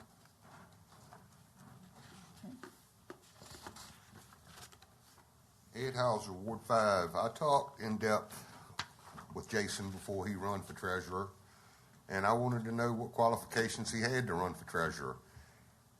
His qualifications was, he told me he helped a company that did pencil and paperwork, keeping their books, to turn over to QuickBooks. That was the qualification he had. I said, so if you get elected, what are you planning on doing here? Well, I'm planning on probably taking some classes in finances and stuff to figure out what I need to do. So that's what we got for a Hopewell treasurer right now. Okay. Thank you so much. Oh, I'm sorry. Okay. There was a piece of paper up here. Yeah. Nobody signed up for that. Nobody signed up for it. I did. I don't think I see it. Oh, yeah. I have two. Yes, I did. I see two of them. Sorry about that. Okay. Ms. Greenwood. Go ahead. Ms. Greenwood.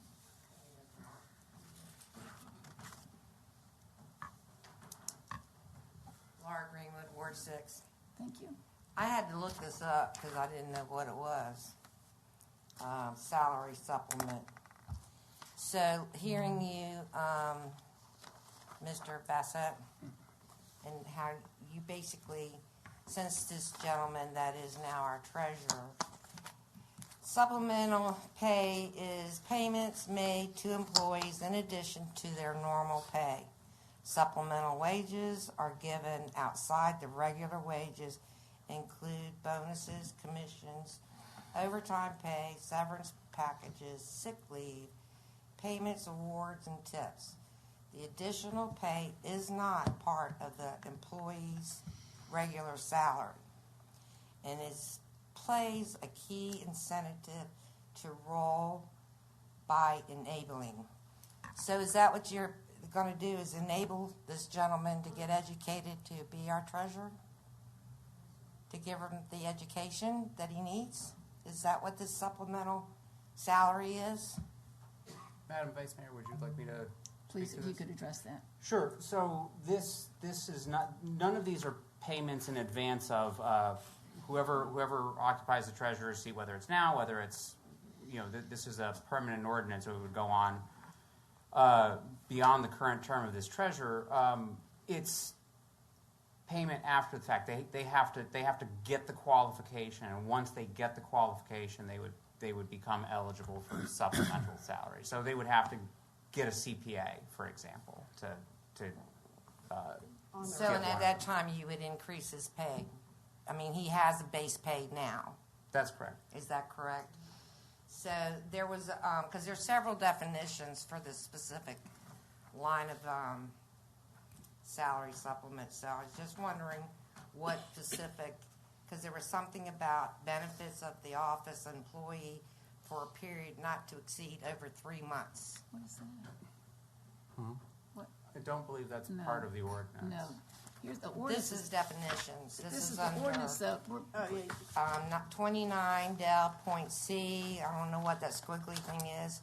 5933 and 29 Del Point C point squiggly thing 5812. Ma'am, are you saying Del like DEL? Yeah, DEL period. You may be reading a Delaware ordinance, or sorry, a Delaware statute. Excuse me. You think it's Delaware? I believe so. This is under law. no, I believe you might be reading a statute of the state of Delaware. statute of the state of Delaware. Might be, because it didn't specify that. Yeah. The ordinance, you have to, we're talking and voting Federal tonight on this Social ordinance. Security Act. The amount of the compensation, disability, blah, blah, blah, blah, it goes Yeah. on. We're just voting on this ordinance to potentially supplement the Hopewell City Treasurer's state-provided salary. So I just was kind of trying to clarify, so this salary supplement would be once this particular gentleman that was elected, if he accomplishes certain things, then you're going to give him his pink jelly bean and money, Ma'am, so to speak. it's not unheard of, like in the fire department. It's sort of like a career development. You take a class, you get this, you get 2% more because you finished this class. Okay. We do that at the fire department, and I believe police department has career development too. So until you achieve that Then you get particular, reassessed. it's like our paramedics. You can be hired as a BLS guy in the fire department. Once you achieve and decide to go to school for 2 years, and you get that paramedic status, you get the percentage that's Okay. associated with that. Well, I appreciate the conversation tonight with the council. It's a really nice additive to, Okay. bonus to, in the past. Thank you. Okay, All right. thanks. Madam Vice Mayor, if I may add, Yes, sir. just for context, this is not the only constitutional officer whose salary the city supplements. The city has, for a long time, supplemented the salary of the Commonwealth's attorney. Yes, I understand that. Yes, Mr. Burrows. I apologize for not seeing y'all. No, it's fine. No. I'll be vocal enough to make sure I get heard. Okay.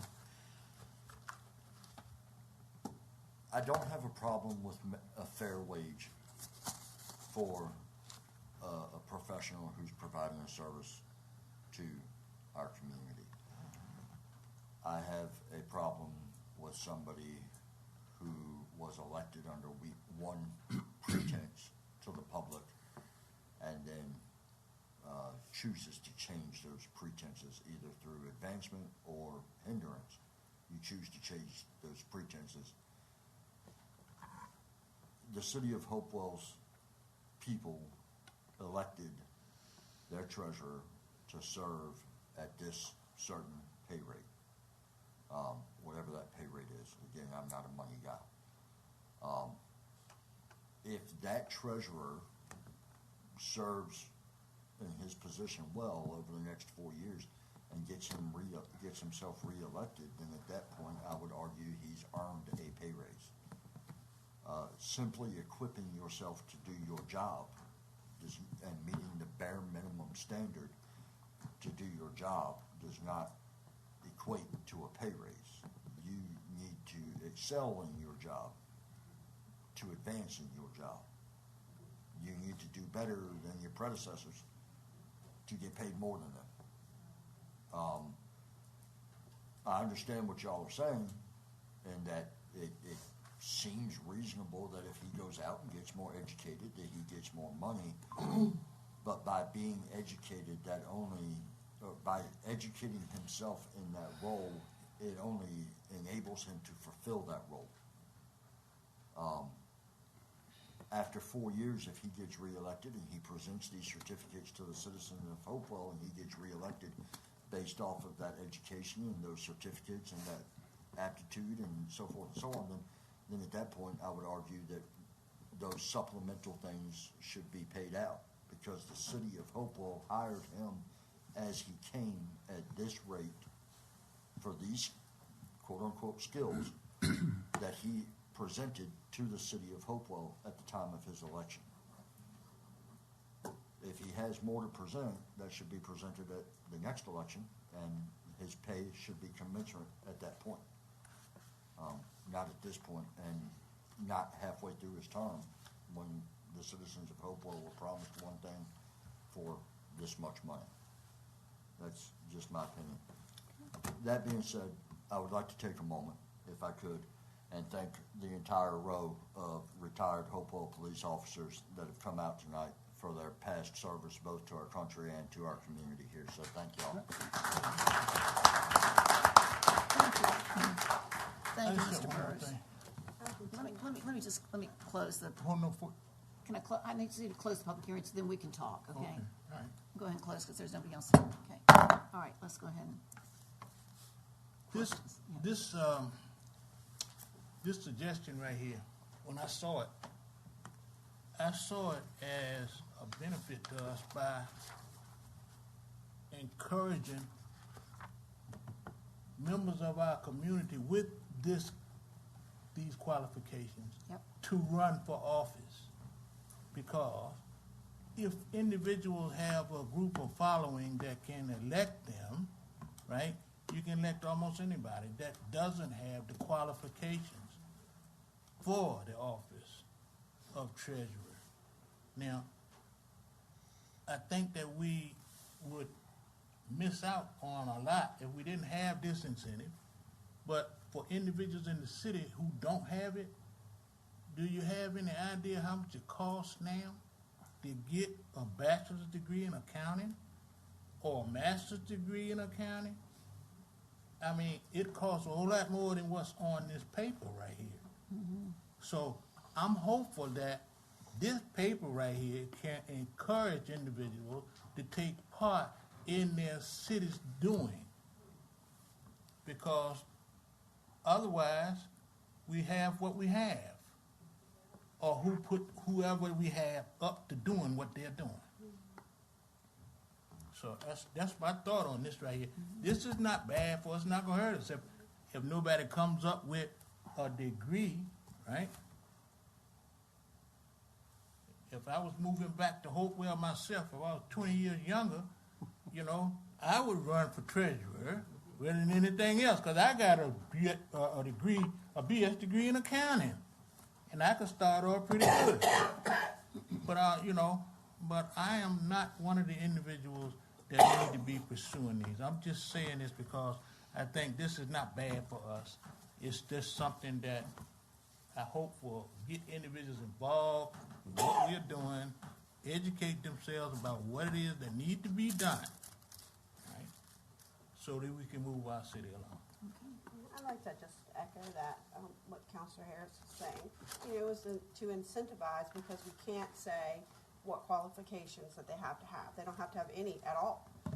So this was a way to try to get people that did have a BA, or CPA to apply to run for Treasury. And now that we have somebody in the office, and we've already heard concerns that this person they didn't feel had enough qualifications, this incentivizes them to pay a lot of money for their own education to then maybe up their salary. When we have treasurers that don't try to educate themselves, they don't try to move past where they start.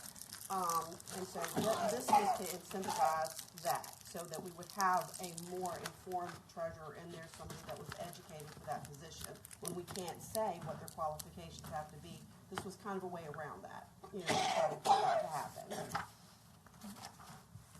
Well, I would echo those comments. This was an incentive. Yeah. Yeah. All right, do I hear a motion to approve the ordinance to supplement the Hopewell City Treasurer's state-provided salary under certain circumstances? I so moved. All right. Any more discussion? Roll call, please.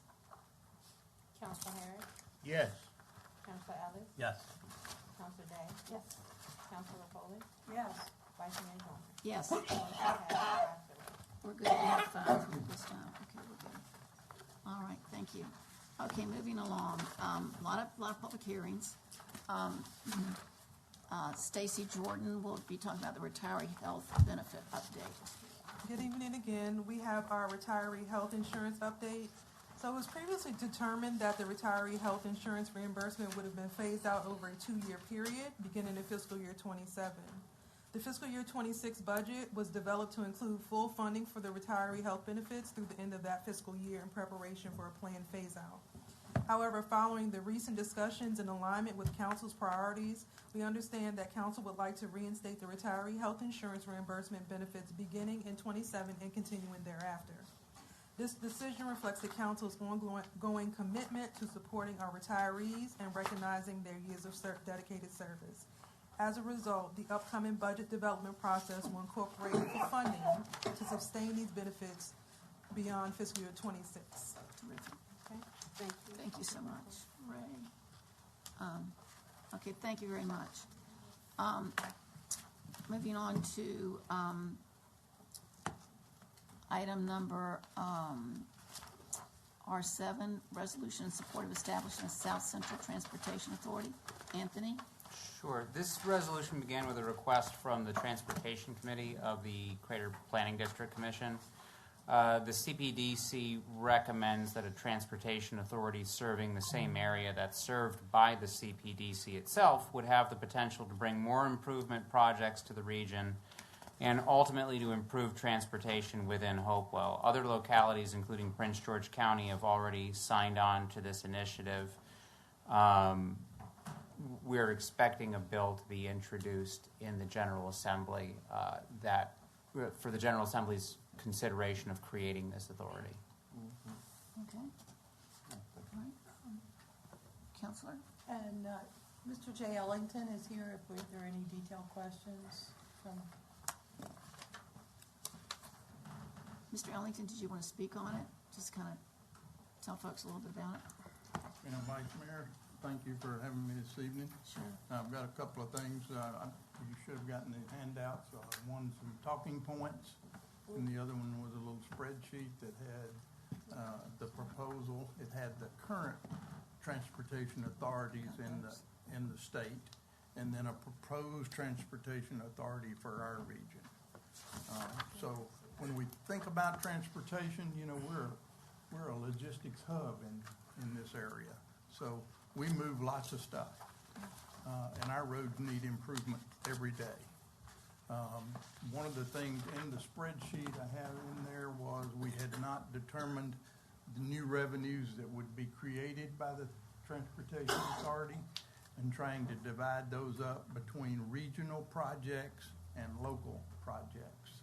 So we will bring forward a change in that portion of the bill as it comes forward. Right now, it looks like it may not make our 26 agenda, but may make our 27 agenda. So we are trying to work with all our jurisdictions, all 11 of y'all, so trying to figure out how we can move this project forward to enhance the region, make some improvements in Transportation Authority benefit to all of our projects that will help us move freely. And y'all know we move freely across the region. We'll drive 30, 45 minutes in one direction to get somewhere. So all we can improve, the ways we can improve that, and we're going to have to in the future, make sure we pay our fair share as part of that as we move forward. So I'm here to answer any questions you may have. Question. How you doing? Happy New Year, sir. Same to you, Mr. Harris. How many different localities is included in this authority? So there's 11 different jurisdictions as part of the authority. We could not, as part of the Crater District, pick up Chesterfield or Charles City. They're in the CVTA Transportation Authority, so the Central Virginia Authority. But we did go down and look at and having conversations with Brunswick and Mecklenburg County to add them to take the 85 corridor all the way to the state line. Okay. Anybody else? Okay. Do I hear a motion to, thank you so much, Mr. Ellington. Thank you. Thank you. Make a motion. Okay. that we support the creation of South Central Transportation Authority. Do I hear a second? Second. Okay, Mr. Harris. Any more discussion? All those in favor? Oh, wait, roll call, sorry. So I'm getting ahead of myself. Counselor Harris, Yes. Counselor Ellis, Yes. Counselor Day, Yes. Counselor Foley, Yes. and Vice Mayor Joyner. Yes, Motion passes 5-0. thank you. Thank you. All right, R8. Okay, conditional use permit from Ontario Brown of Kids with Goals Unlimited LLC to operate a private school on parcel number 80, also identified as Cawson, and this is for a district public hearing. First Ward. Good evening, Vice Mayor, members of council. Happy New Year to everyone. Thank you. We have a whole bunch of these tonight, so I will just get started. Our first one this evening is a conditional use permit request. Relates to 247 East Costa Street, which is parcel 0800921. The applicant is Ms. Brown with Kids with Goals Unlimited. She is also the owner of the property. This specific property is located in Ward 1. It's in our downtown and Zone B1. So you can see the map here on the left is the closer in view of this particular property. It's basically down the street from the city library. It's right across from Freedman Point, correct? Pardon? Right across from Freedman Point. Correct. It's directly across the street from Freedman Point. And on the right is just a downtown location map. Ms. Brown currently operates a children's daycare at this property. And she has also operated a daycare at a different property, which was at 333 East Poythress, which was located in our downtown as well, across from HRHA's offices. And this particular area in the future land use map, it's designated as downtown commercial mixed use. And essentially from a use and an impact standpoint, staff believes that a private day school has essentially the same impacts as a daycare does. Now, just for clarification's sake, this is not a non-conforming property or a non-conforming use. It's just our B1 ordinance requires a conditional use permit for the school use in the district. So getting a little ahead of myself there, but that's that first comment. And impacts from this use are nominal and essentially the same as a daycare, which is a by right use. So we have not received any comments at all from the public, either written or at the Planning Commission public hearing. And staff does recommend approval of this conditional use permit from Ms. Brown with Kids with Goals to operate a private day school on parcel 0800921 for the following reasons. The use does align with the comprehensive plan and the impacts are nominal. Planning Commission also recommends approval. They held their public hearing on November 6th and voted 5-0 to recommend approval to you all. And Ms. Brown is here this evening. If you have any questions for her, I'm also available for any questions if you have any. Questions? No one signed up, but I do need to open up the public hearing. Does anybody have any comments? They want to speak on the public hearing? Okay, close the public hearing. Do I have a motion? to, approve this, I make a motion to approve the use. conditional use permit. Okay. Any more discussion? Roll call, please. Counselor Harris, Yes. Counselor Ellis, Yes. Counselor Day, Yes. Counselor Repoli, Yes. Vice Mayor Joyner. Yes. Motion passes 5-0. All right. Okay. Thanks. Thanks. Thank you. Good luck. We will move on All right. To to the next one. R9. Mm-hmm.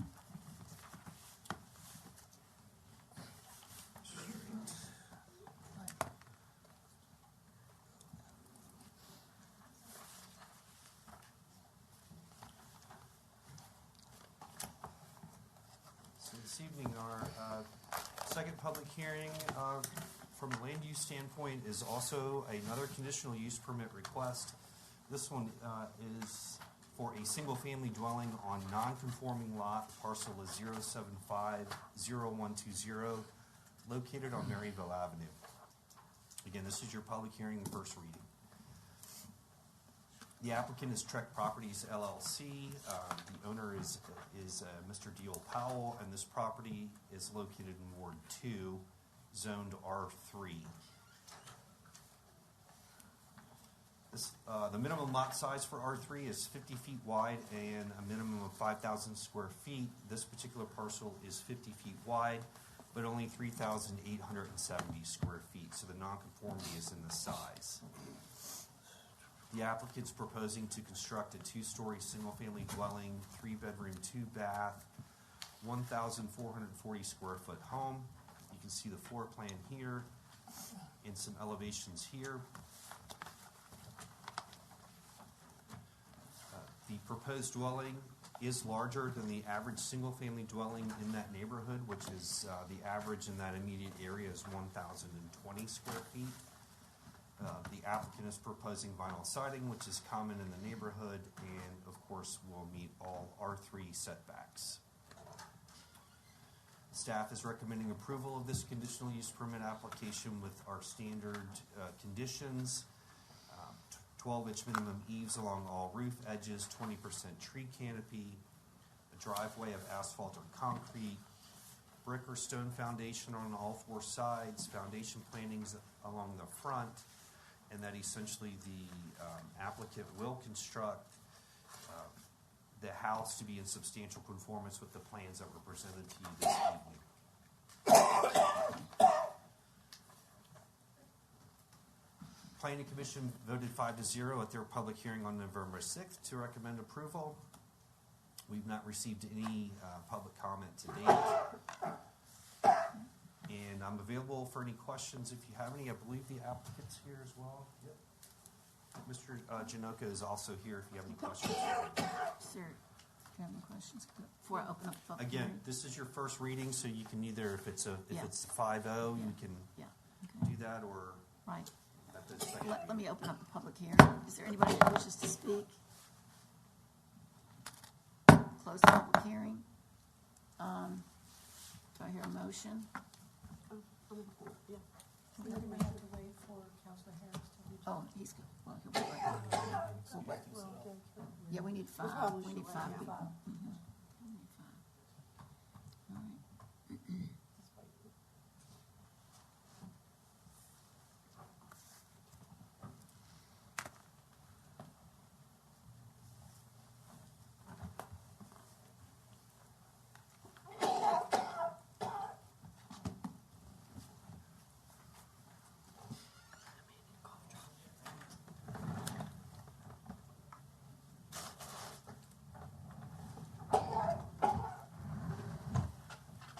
Does he need more water?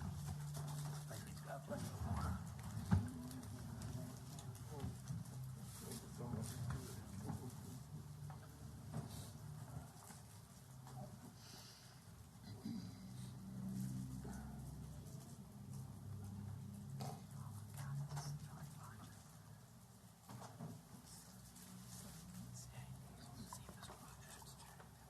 See if it'll work for you. Mr. Rogers, here's something really good. Susan's got some job. It's their little book. Oh, very good. Thank you.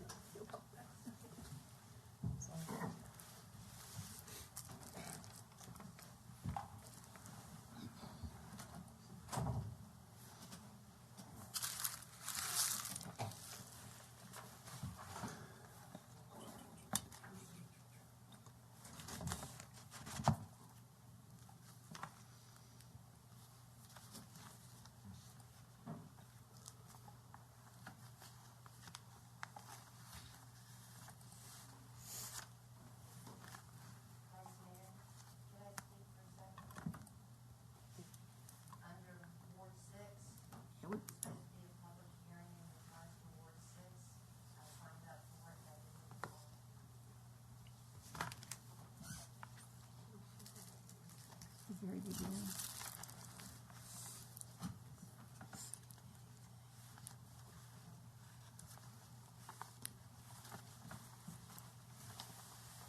I don't see anything up here.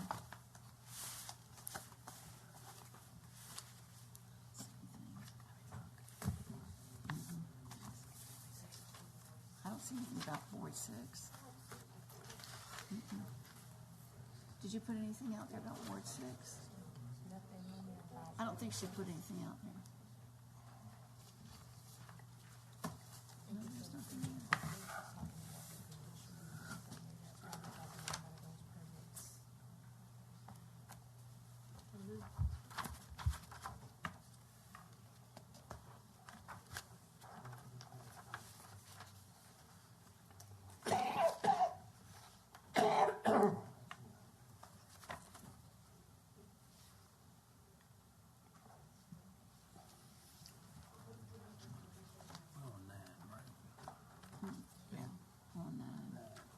We need to change, we need to put,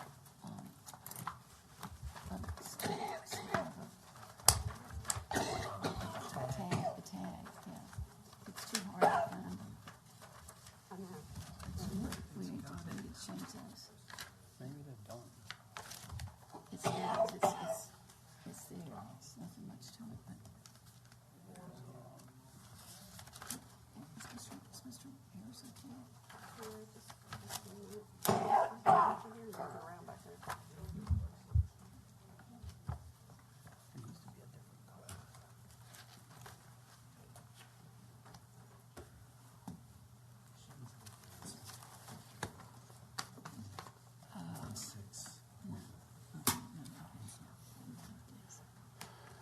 Thank you. Thank you, Chris. Sure.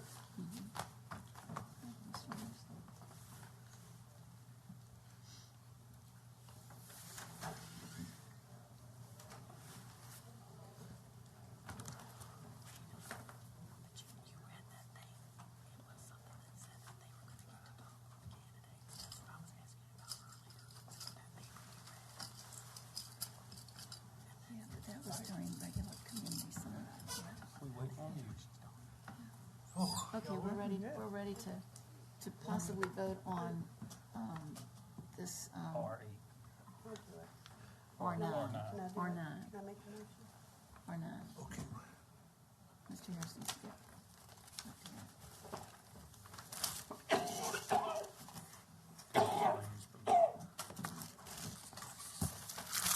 Okay. All right, you ready? Let me see that one there. Okay. Yeah. That's it. R9. R9.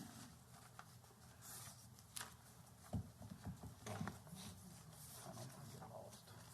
All right. We ready to? Yeah, we're ready. Do we hear a motion? Yeah, I'd like to make a motion, to approve the conditional use permit request from Trek Properties LLC to construct a single-family dwelling on a non-conforming lot, parcel 075-012, located on Maryville Avenue in the R3 Residential High Density District. Do I hear a second to that? Second. Can we specify if you're including the proposed conditions Yes. Yes. as With the- proposed by What- staff? what- Yes. Thank you. Yes. Yeah. And do we have a second? You seconded it, Mr. Seconded, Allison. Any more discussion? Roll call, please. Vice Mayor Joyner, Yes. Counselor Harris, Yes. Counselor Ellis, Yes. Counselor Day, Yes. Counselor Repoli. Yes. Motion passes 5-0. All right. Thank you. Okay, R10, Mr. Ward, zoning enforcement amendment.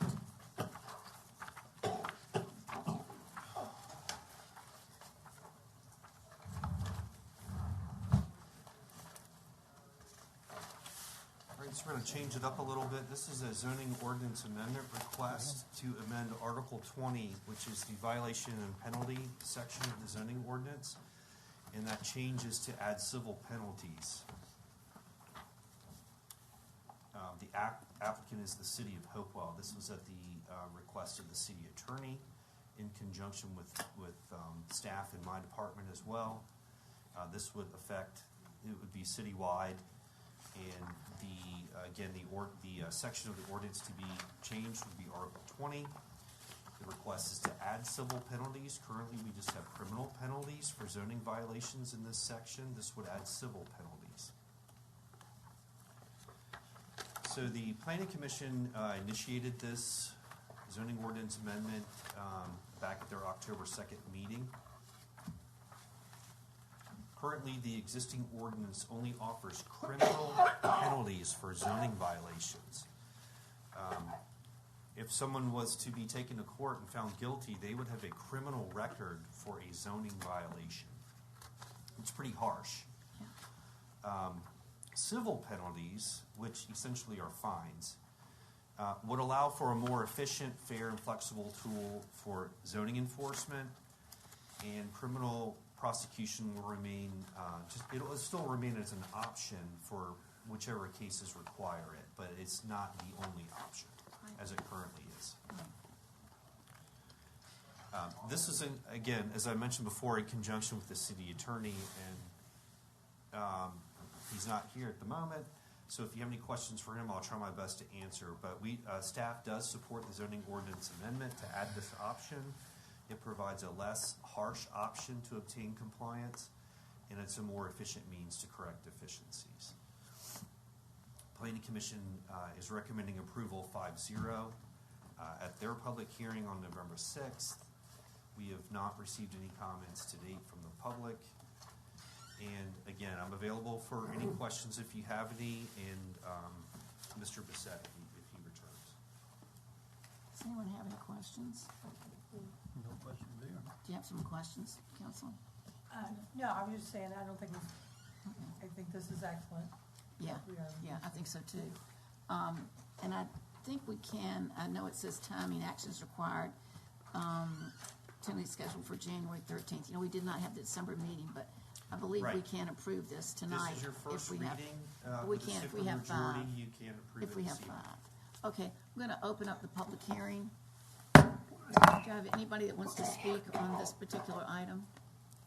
If not, I'll close the public hearing. Do I hear a motion to approve this amendment? So moved. Okay, Second. all right. Any more discussion? Roll call, please. Vice Mayor Joyner, Yes. Counselor Harris, Yes. Counselor Ellis, Yes. Counselor Day, Yes. Counselor Repoli. Yes. Motion passes 5-0. All right. You're up again, Mr. Ward. R11, conditional use permit request for the Oaklawn Boulevard property. So this will be your second reading on this particular application. We held a public hearing back in, that would have been the November meeting. I won't go through the entire presentation, but just to give you the summary, essentially, this is a conditional use permit request relating to parcel 0891395, also identified as 3400 Oaklawn Boulevard. The request is to use this particular property as a single-family dwelling. Again, the applicant is A&K Enterprises. Property is located in Ward 7 and zoned B4. Just a quick refresher, this is the property, this is the location and the zoning, and I can slow down if you need me to. This is the future land use plan. The applicant's position is that historically this property, it was constructed as a house and was always used as a house. We dealt with a conditional use permit for this property several years ago, and staff's recommendation at the time, because the property was already occupied, to allow that residential use to continue until such time as that tenant vacated the property, and then it would convert to commercial use. Staff's recommendation remains the same and consistent with that previous conditional use permit. Planning Commission voted 4-0 to deny the request at their public hearing on October 2nd of last year. Again, this is a second reading, and the applicant is here this evening if you have any questions. I'm also available for any questions if you have any. What was the, sorry. That's okay, Did I go too fast? No, that's fine. Okay, did I skip something? It's kind of tough for me to see. I couldn't even see. I'm not in the right seat. The 4-0 was, what was the reasonings again, did you say? What were the reasons recommendations? behind the 4-0 denial? Essentially, they mimicked staff's recommendations that based on the comprehensive plan, which the comprehensive plan is not 100% clear on really what to do through this corridor. It Right. does not provide perfect guidance. But the comprehensive plan does speak a lot about this particular corridor, those areas that are currently residential, transitioning to a commercial use over time. And staff my job is to follow the comprehensive plan. Right. So that's where my recommendation came from the first time, and it's going to remain the same this time. But Planning Commission followed along that particular argument. Yeah, because I think that whole corridor there, even with the empty lots that Ingram has or whatever, it just isn't, much movement as far as commercial That's correct. that way. I mean, once you pass, AutoZone and all those places, it's, that little area right there is kind of, because there's residential next to it, correct? Absolutely, yes. All the way back there is. down to Surrey. Yes, it's a Yeah. very challenging question for Okay. that, even for that specific section of the corridor. I would agree with you, and it's something that our comprehensive plan is going to be due for a rewrite in a couple of years. So this is an area that we really should pay some particular attention to, because there are no clear or definitive answers for this corridor. Even if you were to transition to commercial, which is what my recommendation is for this particular application, but even if you were to do so, the lots are so narrow, it's very difficult to even do commercial development on these lots unless you're able to assemble multiple yes. at the same time and then combine them. And I think the other side of Oaklawn, I think you have that room. There's some lots in there that are, double lots or Right, whatever. somebody has come in and assembled And some then of I those. think it's even the depth is what keeps it from It is. happening. The depth is our Yeah. biggest challenge on this side of Oaklawn. Right, okay. Because it also butts right up against, where's my zoning map? You can see it butts right up against a different zoning district. Yeah. Okay. So it's a tricky one. It was a tricky one the first time, it's a tricky one now. Yeah. And our comp plan, again, just doesn't provide 100% clear Right. guidance, but based on best practice and consistency, my recommendation was denial. Okay. I don't know if we have to open this up for public hearing again. This is not a public hearing. But we do have someone who has signed up. Inadvertently, there was a sign-up sheet here for conditional use permit for this particular property. And Mr. Bennett signed up. Mr. Bennett's the applicant. Yeah, okay, you're just there to answer questions. Okay, just want to make sure, that we didn't, yeah. I have a question for Mr. Ward. Mr. Harris has a question. I have a question for Mr. Ward. Yes, sir, Mr. Harris. This dwelling was previously rented residential, was Yeah. it not? Yes. Why? Why?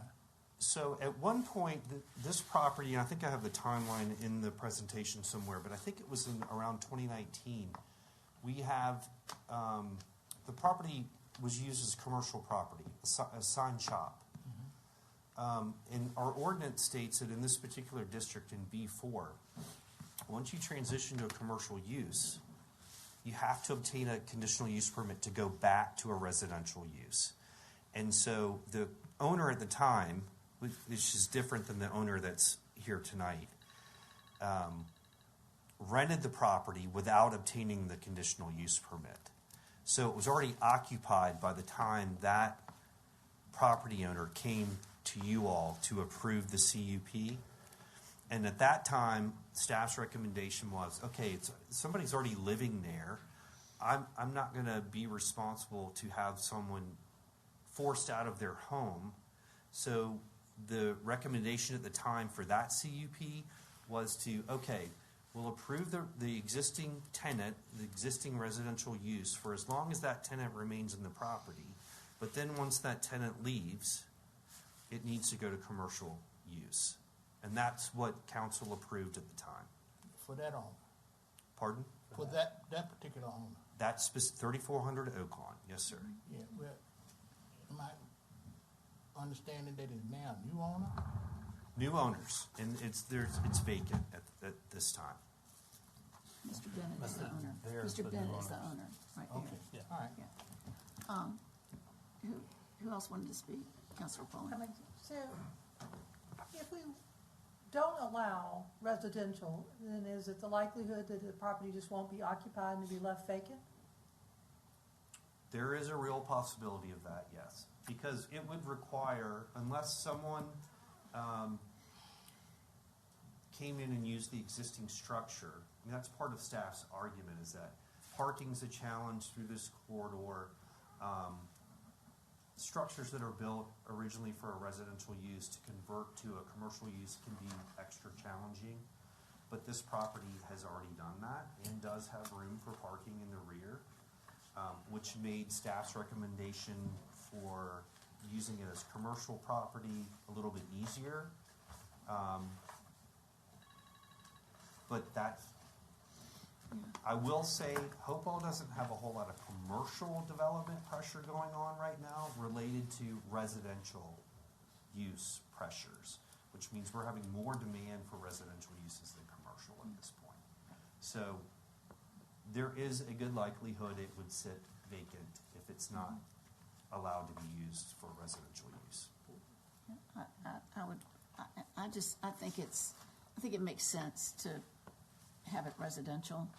I mean, I've watched the transition, from where it was all residential through that area, and then, we cut the big road through and thought everything was gonna change immediately, and that's been 20-some years ago. And this is it's a nice brick dwelling, it's a nice, attractive, house. And so, I'm in favor of, allowing the conditional use permit to be approved. I don't like it when I go against necessarily a planning commission or any of the commissions, but sometimes we do have to. And in this particular case, I favor the approval of the conditional use permit.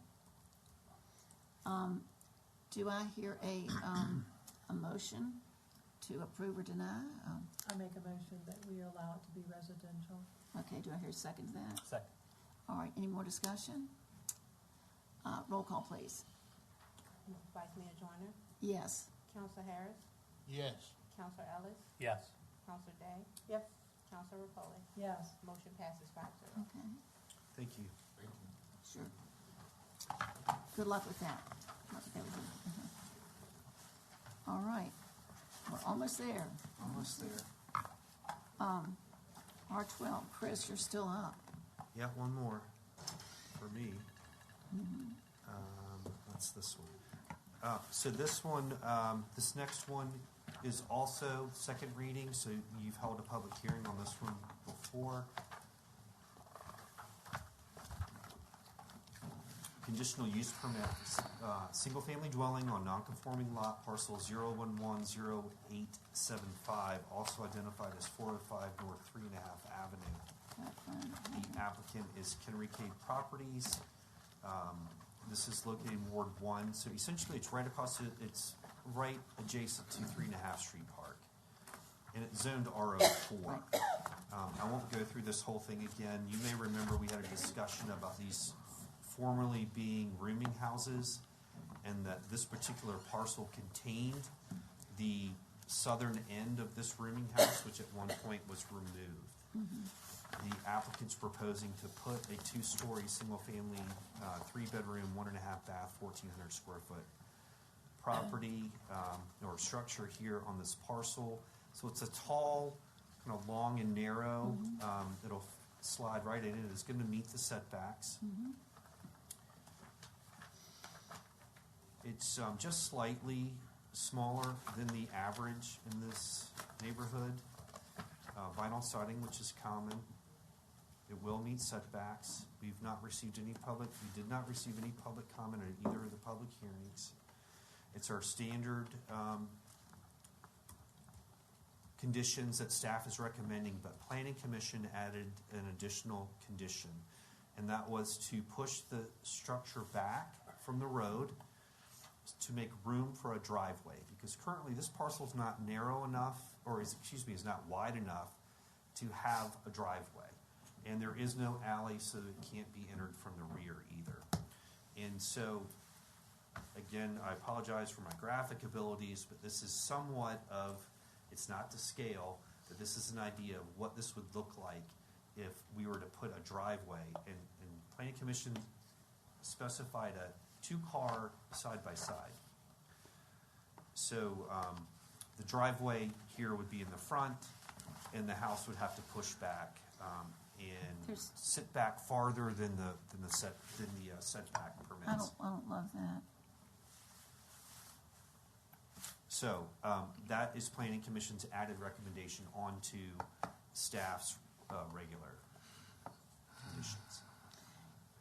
Is there any way you can put, is there access, could you put something behind it? Could the, There's no alley. There's no alley. There's no on alley. this Oh, block. it looks like there's an alley. There's not. You would see the lines here would show an alley. There is not an alley on this block, so there's really no way to do any sort of off-street parking. I just think it's gonna really affect the aesthetic of that row of houses there. I'm very The concerned. other houses, they're parking off-street, correct? Yeah. Aren't the On other- street. Yeah, that's what I mean, they're parking on the street. There's plenty of on-street parking. Yes. There is, and many Yeah. of these homes through here do not have Yeah, I just think that's not, I don't like Yeah, that idea. just say, just park on the So street. the way the ordinance is written, if there's no driveway in the front, the house will move up to be in line with the Yeah. properties Yeah, on right. either side. Yeah, That would be. yeah. Well, it is a public hearing. This one is not. You've already held the public hearing on Oh, that's this right, one. okay, it's listed here, it's a public hearing, but it's Sorry, not. it's your second reading. All right, second reading. All right. Do I hear a motion to approve this conditional permit request, perhaps with some addendums to it? Do I hear a motion? I'll make a Okay. motion for that. And what, to, For on-street parking. for on-street parking? Yeah. No driveway? No driveway. So with staff's recommended conditions, but not the added planning Yes. commission one? Yes. Okay. Correct. Got a first motion, and then you seconded it, Mr. Ellis? And any more discussion? Roll call, please. Vice Mayor Joyner, Yes. Councilor Harris, Yes. Councilor Ellis, Yes. Councilor Day. Yes. Councilor Repola. No. All right, Thank you. okay. All right.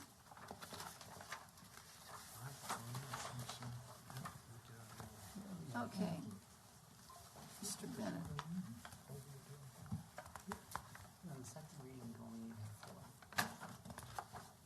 Well, it has been a long night, and I'll be brief, but I do want to make sure, since it's been a couple of months or a month and a half, that I answer any questions you have. This is the public hearing and the second reading for the machine and tools tax rebate program for the enterprise zone. And I have, since the last time that we met, I've met with the Deputy City Manager and Director of Finance and Commissioner of Revenue and gone through this and scrubbed the numbers.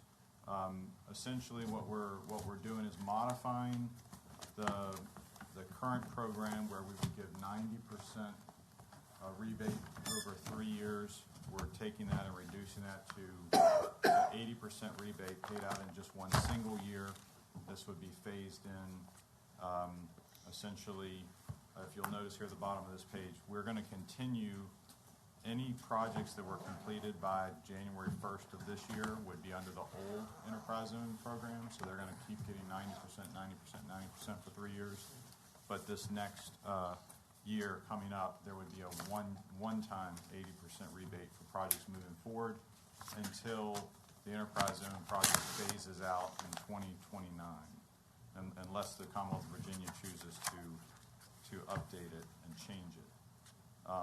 So just to put it in perspective, if we don't do anything but just renew the current one, we could be paying rebates out 3 years after the enterprise zone program is no longer in effect, just the way that it's set up. So this sunsets both of them at the same time, essentially.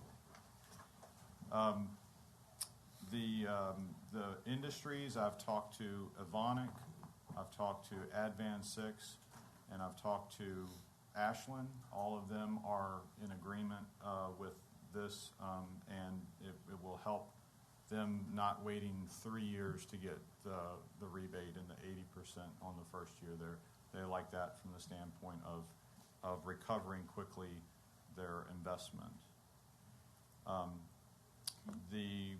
Because of the delay in the meeting due to weather in December, we did re-advertise again twice, and those ads are in here in my presentation on on December 30th and then on January 6th. So we've covered those bases, and then this is the actual ordinance that was prepared by the City Attorney's Office to reflect what I just summarized. So that is the extent of my presentation. This is a public hearing, though, because we did not hold a public hearing previously. And I don't know if anyone signed it. Yeah, somebody has Can I signed just it. make a comment Sure. before we do that? Can you just explain why it's important that we do this? What the incentive is for the city to do these rebates for the industry here? So our manufacturers that are here in the city of Hopewell, they are all global. The ones who basically take advantage of the enterprise zone machine and tools tax rebate, they're global companies and that they have multiple locations. Correct. And so what happens is that the enterprise zone, which is set up by the Commonwealth of Virginia that we applied for to be a part of, allows us to do these types of incentives, essentially to help attract investment to Hopewell, not necessarily another area. This comes in. This actually comes in very helpful because we have a higher machine and tools tax rate than other areas. If you go to Henrico County, the machine and tools tax rate is actually much lower. And so, and even in Chesterfield.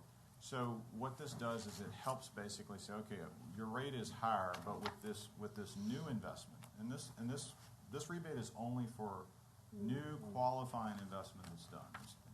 And so they have to apply for it and tell us what they're going to do. And if it's pollution control, for instance, it's not eligible for the rebate, and it's also, we're not eligible to tax it either. So we don't get the tax and they don't get the rebate for it. So it really is important that we have some tool or instrument. The other thing is it's not like we can take it away completely, because the way the enterprise zone is set up, when the Commonwealth of Virginia renewed it last year, they said you have to maintain your benefits or your incentives in some form or fashion. So we just can't take it away completely. Right. Okay. We have to have something. And what I try to do is say, okay, what's something that's going to be a win-win for everybody? And the win-win here is we are able to give a larger chunk the first year to the manufacturers, but then we get the full benefit of it year 2, year 3, year 4, and it also takes away the administrative burden of the way it's calculated. And these are rolling. Right. We have seen real investment as a result of this. If you look here in previous years, I had put, I guess it was in my first presentation, I've taken those out, but there's been a significant amount of money that has come in this new machine and tools revenue for us since the program went into effect in 2005. Thank you, Charles. Did I answer that question? Yes, you did, thank you. All right. Any other? Before I open up the public hearing, okay. We do have someone signed up. Sure. Mr. Hauser?